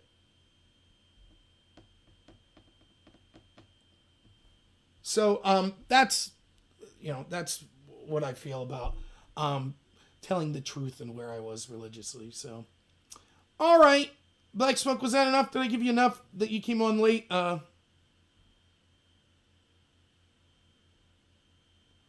Yeah, I don't go to church or anything. Like when I say religion, whatever. I'm not a biblical scholar either, and it's not someone that I don't sit around and think about these matters complicated. I just feel like, for me, I don't have to be like, oh, I need to attend this church. I'll go to church and stuff like that. I don't have a problem with that. But to me, it's my relationship with what I'm doing. I'm trying to be Christ-like. That's it. That's all that matters to me. That's it. I don't need to be told, but you need to be donating here or you need to go to confession. It's fine. The people that's what works for them, that's fine. But that's just where I'm at on it. So, yeah, I hope that people are waking. Do your part to wake people up. Be yourself. Do your part to wake people up, though. Like and subscribe if you can to me. Share these videos. These long ones, I know people don't watch if you share them. But follow me on Twitter, too. I'm at NorRobert at Twitter. I've been actually getting a lot of... I've doubled my... up to almost 2,000 Twitter people. So I put a lot of my short form videos there as well. But... oh, boy. I feel like I need a shower and I haven't done anything. I'm just sitting here talking to y'all. So, no, I think it was a good show tonight, and I really appreciate it. Hey, thank you, Macton C. I really appreciate it. Yeah, even if you're never going to use DLive, if you could please go over there and subscribe to me. There you go, Macton. You just subscribed, and you're one of the big lemon winners. You and Freebird, so congrats. If you go over there and subscribe, and here's why. YouTube's going to keep censoring me. They just are. I'm also working on a website called locals.com that Dave Rubin does. I put my videos out there. So if you follow me on places like DLive, if YouTube censors me, I'll be able to be here. The problem with DLive right now is until I get 300 subscribers, I can't post any videos except these live streams. So I can't do like my regular videos. So I'm really trying to get to that benchmark of 300 subscribers on DLive. Even if you're never going to watch me there, if you subscribe to me there, it would at least help me boost that number so I could at least start putting videos in a backup place. Now I am saving videos to my computer, so if YouTube takes them down, I'll also have locals.com too. I do have Patreon, yes. Killer Kyle, aren't you a donator to me on Patreon? Or are you asking why I never do anything with Patreon? We'll see what you say here. I'll put up some of the links for people that want to follow me. I thought they should be in the description, but I'm not sure, I guess. Oh my goodness, I yawned once and now. So Patreon, give me a second, I'll get in here. What's going on?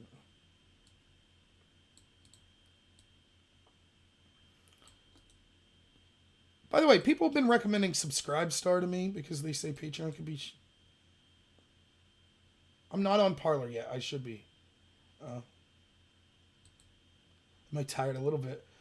Hell yes, yeah, you are a subscriber on Patreon, yeah. Are you yelling at me for not interacting on Patreon as much? Killer Kyle, like, so I'm starting eventually. I thought that it should be already happening, but on YouTube you can become a member and there's all these tiers. I'll promote Patreon. Yes. Thank you. I always forget to promote like this stuff. Here's PayPal too if someone wants to send. You can always super chat on YouTube or send lemons on DLive as well. But